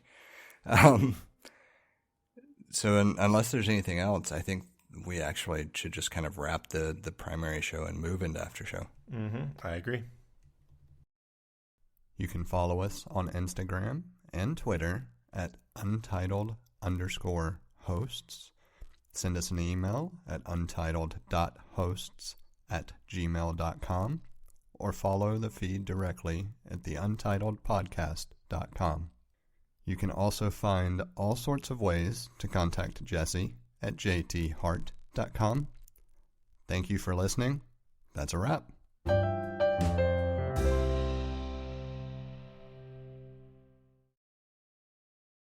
All right, so my speech that's not a speech is I keep thinking of different things for your project, but I don't want to hijack your project because it's your project, and I don't want to overstep that kind of boundary, but I also kind of have ideas. Oh, and so, it's one of those things where, when I saw the topic, it's like, all right, do I comment? Do I add anything? Do I spitball something? I don't know. At this point, it doesn't have to be just my project. I think it can be a joint venture. Am I featured in it? Yeah, because I have a thing to do. Can you talk about the things that you've done? I think you absolutely should talk about the things that you've done to get to where you are, because that's part of the inspiration. And so when I saw your list of ideas for the trailer, I had a general idea of a trailer, but when I saw your list of ideas, I'm just like, oh, that's good. That looks professional. It's kind of like a text storyboard. And I was just like, that's really cool. But part of why the project has been going slow is because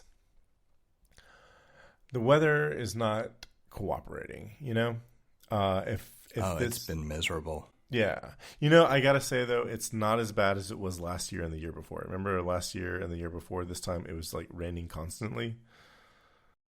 Yeah, I mean, to kind of speak to that, I have at least been able to randomly jump out and do a climb or two fairly consistently over the past 4 weeks. At least on a weekly basis. It may not be much of anything, but I do feel like there's an opening. Whereas last year before, it felt like there was a long stretch of just, I don't want to even step foot outside the house. Yeah, because it was just raining. I remember people it's been raining forever. And I was like, no, it's only rained twice. It's rained for 40 days and then 39, So, the weather is going to get better pretty soon, pretty quickly, and daylight savings is right around the bend. So, I'm encouraged by that. I think I had a little bug of some sort this week, and I mean, because I was not feeling great, and it's I don't have any COVID symptoms, and I know you're not supposed to get sick right now because of COVID, but I felt like I had a little something that. I just was feeling really run down. That was the main thing, and I had some tummy issues, and it seems that that's all gone away. Maybe today. So if I get a good night's rest, and I'll be able to wake up and tell how it is tomorrow. But it's just the weather's not being really cooperative. I did take my kids to Horsepins 40 last Saturday. And that was a lot of fun, but it was mostly them climbing and not so much me climbing, because it's really scary taking kids to rocks to climb on. My kids are, really capable climbers, but they're kids and, and fearless. That's the problem. And my younger one is like a little bit too fearless. So, it's a lot of me making sure they don't die. So, yeah, I saw the video you posted, and in the entire time in my mind, I was like, that's the epitome of fearlessness from a behavioral standpoint. Yeah. It's everything about what I saw, regardless of how safe it was, the way they approached climbing, it was 100%. I'm going to do it. I don't even know there are ramifications if I don't do it. That fearlessness level. I mean, that day, Jude, he put the crash pad to the test, and I mean, it worked. It did exactly what it needed to do. It scared him a little bit, but it wasn't that long before he's back climbing again, doing the same stuff. And to his credit, he was not doing anything reckless. He actually was climbing properly. He wasn't doing anything he shouldn't have been doing. He fell, and it wasn't too high a fall, but it stunned him a bit, and he cried a bit, and he wanted a hug, and I did. And, I was like really concerned that maybe I was hoping that it wasn't anything serious, but he just jarred his foot, and he favored it while he was walking and running. Actually, he was fine walking. He favored it a little bit when he ran on it, but today he's totally fine. So, yeah, it's kind of funny. Like, I've noticed. So the past couple of times that I've gone out, it's been like I've had a 20 to 30 minute window, and I just wanted to get a climb in or two to kind of do something. And the most recent one was more a matter of trying a different pair of shoes, because I got the same shoes I was using in a half size larger. And so I wanted to know whether that was a good idea, bad idea, what. And turns out it was a good idea, but we can go into that later.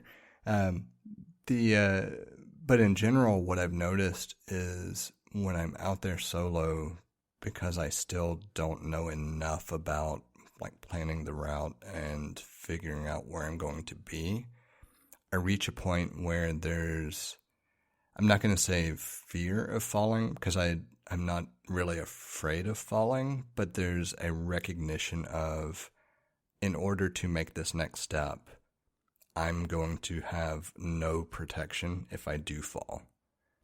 And I don't know that I'm ready for that solo. right. Whereas with a spotter, like, whatever, great, let's go. And so I just find it interesting that tends to be what stops me at the moment, not what my potential ability could be. Like I guess the better way to phrase that is, I'm not climbing to what my ability probably is. I'm climbing to what I recognize as it is no longer safe for me to do this without someone else present. Yeah, I know what you mean. Yeah, that's usually what stops me. So, and the main reason that came to mind, like Sunday, I made it out to Moss Rock for about a 30-minute window, and same little kind of craggy area that's got a V shape where you can go. The last place that we climbed, actually, where you can go up and then kind of traverse around and make your way over to the face opposite. So I did that little transition, but I realized I couldn't take it further because I thought I could do it without a problem. But if I made a mistake, I was going to fall in an area where there was no protection, and I didn't want to risk it. Like it wasn't a fear of it. It was that I'm pretty sure I'm going to make it, but I recognize that if I make a mistake, this is going to be a problem. The stakes are too high. Yeah, it's just high enough to kind of play at the back of your mind. It's if it were lower, I think I would have not even questioned it. I would have just tried it. But you're just high enough off the ground that it's. I really would prefer to have some level of protection. Yeah. It's interesting. Like, I've seen some folks climb out there, and I saw a guy going, and he had no pads, and another guy was like, "Oh, you're just doing low stuff today?" I'm just like, I think I'd always want a pad, even like, some of the stuff where like, some of the stuff I've seen people climbing overhangs, like, they're underneath an overhang, and they put a bunch of pads down just because you don't want to like bruise your coccyx. You want to be able to continue climbing. A perfect example of that. So same this past Sunday, that very first overhang when you're walking in, there were a couple of people climbing that little section, they had 2 pads down. They were like, you're what, 2 feet off the ground for the initial portion of that? Yeah. Like you're right there, but it was very clear that, you know what, you don't want to happen to hit your head if you drop. It is still far enough to cause damage, like regardless of if it's 2 feet or 10 feet. Like the whole point is be safe about it so that you don't regret it or are no longer able to pursue it. Yeah. And I did have a good conversation with them while I was there, but that's a whole different topic because we were talking about like apparently they've climbed some stuff out west as well, and they were talking about the rating system here. Like I've heard about this particular climb being like a V3 or I don't know, something relatively low, and it would be classified drastically higher out west. Yeah. I've heard that an Alabama V3 is actually much harder than a V3 everywhere else. And a guy I met, he was talking about the some of the people that graded things, like especially maybe specifically Moss Rock, but graded things in Alabama, graded them. They're much harder climbs than they would be graded elsewhere, and it was kind of a dick move to kind of keep people from doing certain climbs. See, I had a theory that maybe it was because this is one of the few regions where bouldering can be a consistent full-time pursuit, that maybe it was a difference in general capabilities for the region, and that played into it more than maybe it should, because the ratings should be objective. They shouldn't be subjective in any way, shape, fashion, or form. But if you're in an area where bouldering is something you can do all the time, and a lot of these different problems are something that after let's just say 6 months or a year, everybody is climbing, like for that region, it would be an easier climb. And so that was in my mind, that was my logical explanation for why the ratings might be that different, because I don't know of another region that would have the natural formations that would allow you to boulder so much, so often. When you think about, for the most part, year round, you can get out there. Yeah, and it's January, and yeah, and so maybe it's somewhat naive, but I took the more optimistic view of what that might have been driven by. Yeah, I happened to be listening to a conversation where 2 folks were talking about, it's like a new guy talking about like the drastic difference in like this V2 at the gym is so much easier than the V2 at Moss Rock. And it's like, well, it's because the person who graded the V2 at Moss Rock said this climb is a V2 and maybe everywhere else it'd be like a V4.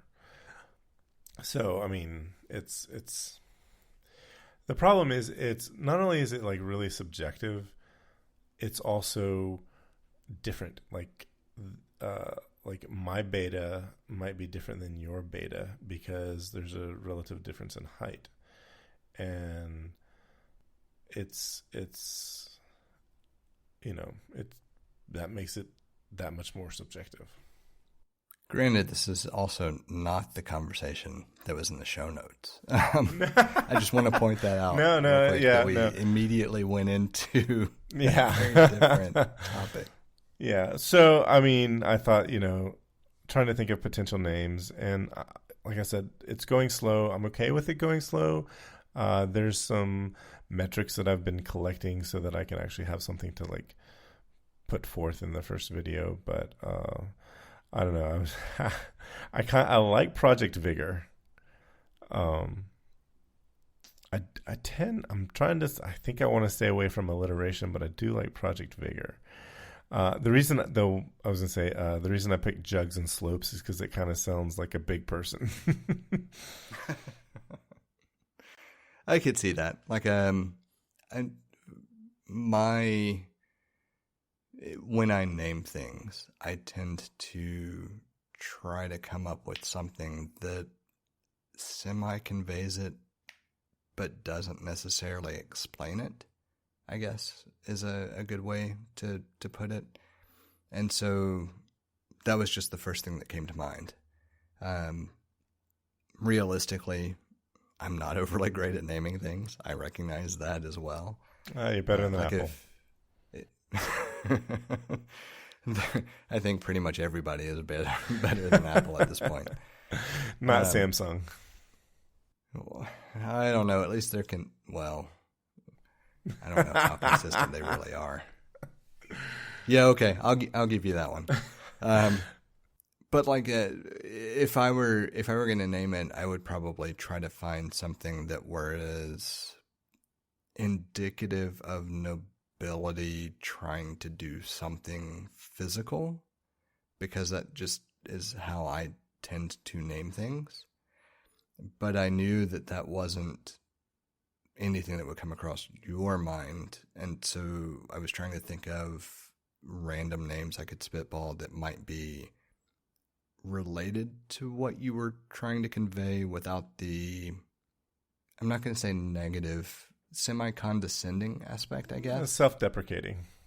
Yeah, but I don't think it's self-deprecating in a way that means to be self-deprecating. I think it's a recognition of a starting point and an end point, or a starting point and a journey.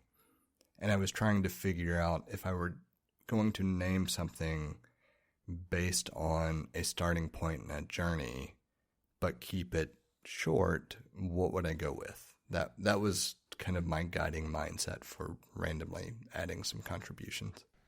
I actually want to go with Project Vigor. I like that, and and then occasionally it's gonna be the subtitle is gonna be Fat Boy Climbs.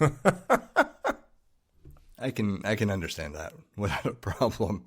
I think officially, I think it'd be cool officially to call it Project Vigor, but those could be episode names, the other ones on there. But I kind of like, after I put Climb to Fit and Couch to Climber, I was just like, no, there's already a Couch to 4K. That just feels like I'm trading off of that. But Jugs and Sloper, I thought that was like, I thought about it's so every time someone talks about Jugs, I'm like, I'm such a middle school mentality, and I'm just you immediately think breasts, right? And so that's what I thought. I was like, Jugs and Sloper is like a big belly, and so I was like, Jugs and Sloper. That's where that came from. And then the goal would be Crimson Pinches. So yeah, so I did like that one.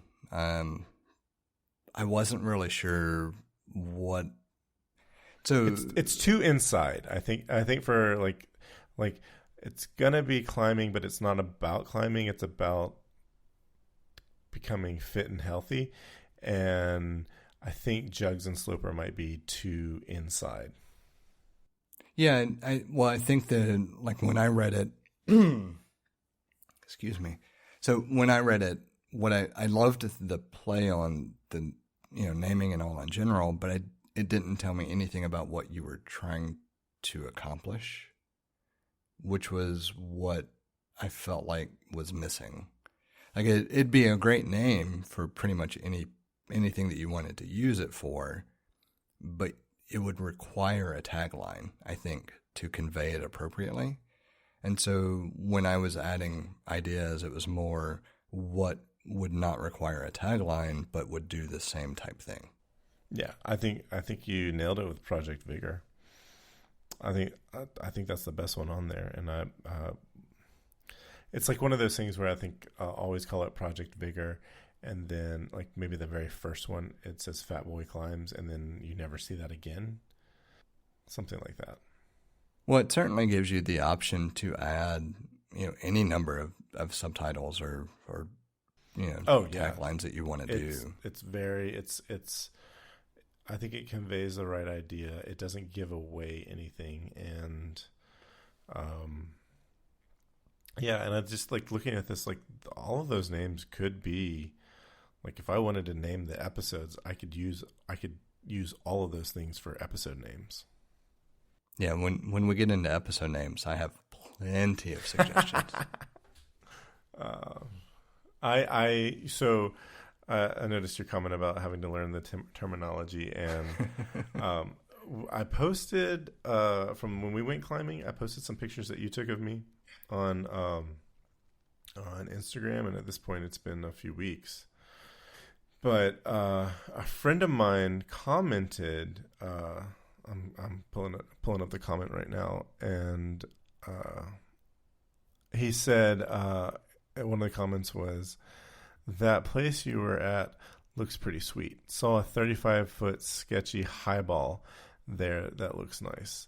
And my response was, "Yeah, I think it's a gym, and I don't really know it yet. It's about 15 minutes from my house." And I'm just like, after that, I was like, maybe I don't know what a highball is. So I went and looked up a highball, and I was like, I feel like now it's kind of obvious that I didn't know what a highball was based on my response. Yeah, and so full disclosure, I did not read through the links that I copied into the notes until, 20 minutes before we started recording. And I didn't actually read through both links. I only read through one of the two. And I didn't read through the entire thing. I just kind of skimmed it. But all of that to say, I used the show notes strictly for, hey, this is something I should really go back and understand. And this is a good place for me to put it because I know that I will review it at least once, if not twice, in the next week or so and remember to go take a look.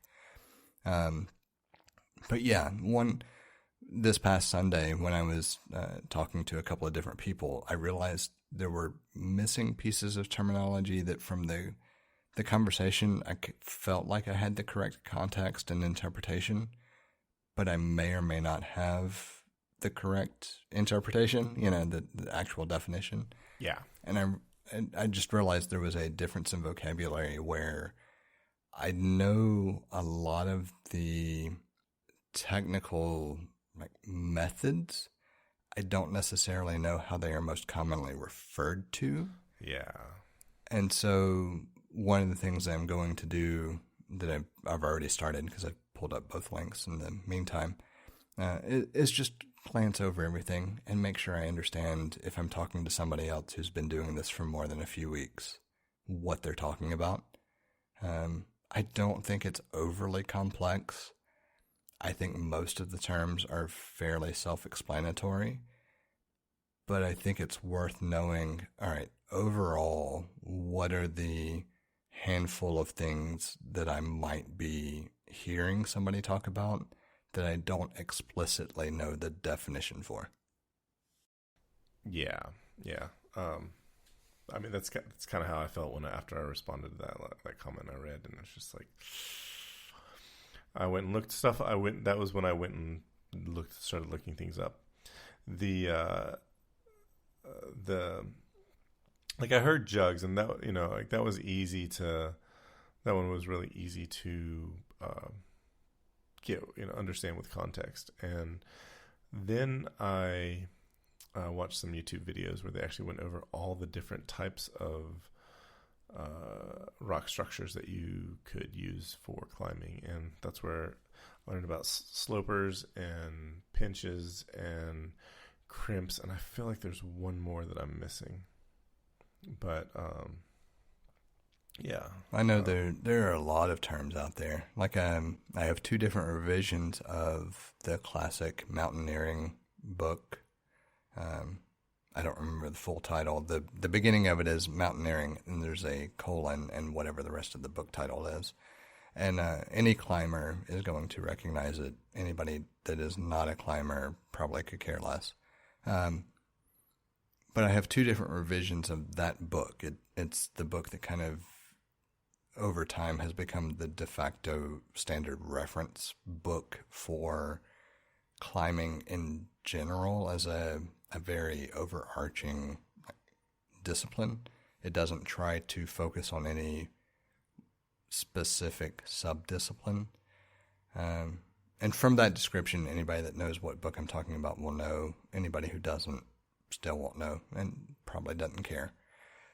But I know that there are a lot of definitions there on different techniques that most people could care less about, I'm sure.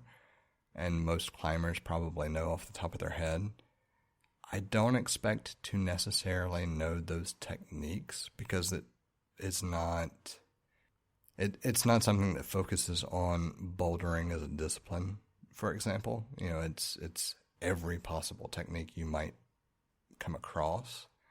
But it's one of those things that I probably ought to take the time to go grab one of those revisions and just flip through and understand the content so that I know where to look for something that I'm questioning in the future. Does that make sense? I don't know that it does. It doesn't feel like it does. It feels like that was a very, very random, strange statement to get to a point that didn't make sense.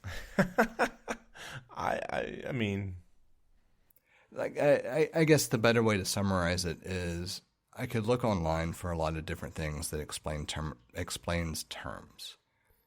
But I know there's this book that has seen multiple revisions that is often looked at as kind of the de facto standard for a beginning point for understanding climbing technique. Mm-hmm. Mm-hmm.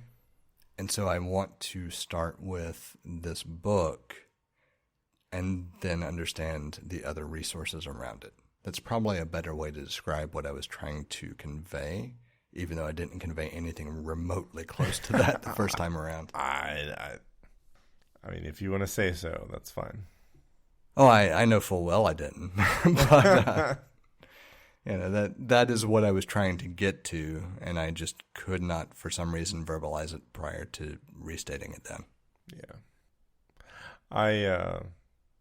I thought of something that might actually be kind of interesting to do, and it's not necessarily for the next show, but at some point in the future, it might be interesting to talk about certain origins of things, like the sort of was able to talk about this a little bit over the weekend, and I got really interested in like dirtbag culture, and it was sort of based on, or the idea coming from this documentary called Uprising in the Valley. I don't know if you've seen that. I have not. I think it's on Netflix, and it documents sort of the beginning, the origins of climbing in Yosemite Valley, and a number of the earliest routes that were put on El Capitan and so forth, and just the sort of culture that went around that. And the person I was talking to was talking about how it was kind of a surprise to them because it was like a counterculture movement, whereas at this point, like anyone our age might have started out in the gym, and it's kind of like a middle class hobby. And 60, 70 years ago, it was they were societal outcasts. And it really reminded me of surf culture from the same time period, the 50s and the 60s. And surf culture being a form of like beatnik culture, and people were just, they didn't have jobs. They were just doing what they wanted to do, surfing. And in the case of, in Yosemite Valley, they were climbing. And, there was they didn't have the police to contend with, but they had park rangers to contend with, and so it was really interesting to sort of compare the two. And so that might be a fun show in the future. There'd be homework in having to watch a few documentaries, but I think it might be fun. Yeah, I could see that. I just from the description, my immediate thought is the exact same mentality, but different landscapes to work within. Mm-hmm. And so that aspect of it would probably be interesting to explore. Yeah. I would have loved to have known about this and written a paper on it in college at some point. Yeah, I probably wouldn't have loved to have written a paper on it because I wrote more than enough papers that I was not overly interested in. But I've also never been one to enjoy writing papers. I just wrote them because I had to. I never liked starting them, but once I got into them, I'd get into them and I enjoyed them. I could see that. Like I go back to, for my master's, we had a project, not a thesis, that had to be done, and I had fun with it. I actually incorporated the SHIELD acronym because it was prevalent in pop culture with the Avengers. But I, of course, changed it for something that would make sense for my paper. But the professor noticed it and called it out and said, good job. There was a chuckle. Like that's all that I wanted. But it was funny because I incorporated it into that project. And yeah. Kind of thing that I would do. Nothing really to say about it other than it was just fun because I could weave that in. Yeah. It's always fun. It's kind of an Easter egg, or maybe not an Easter egg. It's a reference. It's a reference, and who's going to get the reference? Who's not going to get the reference? Well, it'll be an Easter egg when somebody reads the paper in about 10 years. Yes. I don't know. Marvel's going pretty strong right now. I think it's going to be going pretty strong in 10 years. Oh, I'm sure. It's just one of those things that gives it enough time for it to be considered an Easter egg. Whereas at the time that I wrote it, it was just a general nod to current pop culture. Fair enough. I love Easter eggs. I just like having fun with pop culture. That too. That's a lot of fun too. So, all right. I think that pretty much covers everything that we had noted. Did you have anything else you wanted to kind of talk through or anything else to add? No. I think we added a lot of stuff that wasn't noted, but yeah. Oh, we added a lot at the beginning that wasn't noted. I know. Well, it only took me 10 minutes to go through the VPs. Well, and to be fair, so you'll note that I didn't really put much in today's episode notes anyway, and it's because realistically, it's just a breath of fresh air since January 20th, and I wanted to kind of capitalize on that. Right on. I could not agree with you more.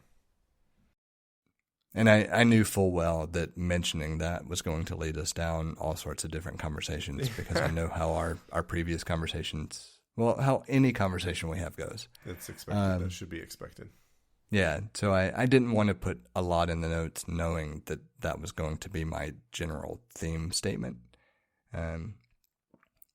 That said, I will try to actually formulate something for next week that's not waiting until the last minute. Well, I say that. I probably will still wait until the last minute. It's like, I would start looking at it Tuesday morning. Well, I do at least try to think of things starting Monday. Like Monday is the beginning of the work week. I try to kind of avoid work and look at a couple of things to get ideas. Hey, Monday is Monday. I threw my follow-up in on Wednesday. Because I was like, I gotta just put it in there so I don't forget. But then I was like, this could be fun. And I thought it was fun. I was like, I feel like this might be the only place where this exists. Oh, I'm pretty sure it's the only place where it's explained that succinctly. If not, I would love for someone to find it. Oh man, I feel like after the episode's released, I want to put it out there in some way, shape, or form. All right. Well, I think that's good enough to call it. I know tomorrow I've got a fairly mentally draining day as far as work goes.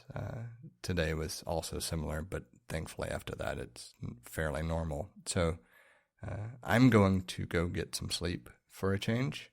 I don't know if you have anything else you want to round out, or if we call it a show at that point. I think this is it. That's a full lid.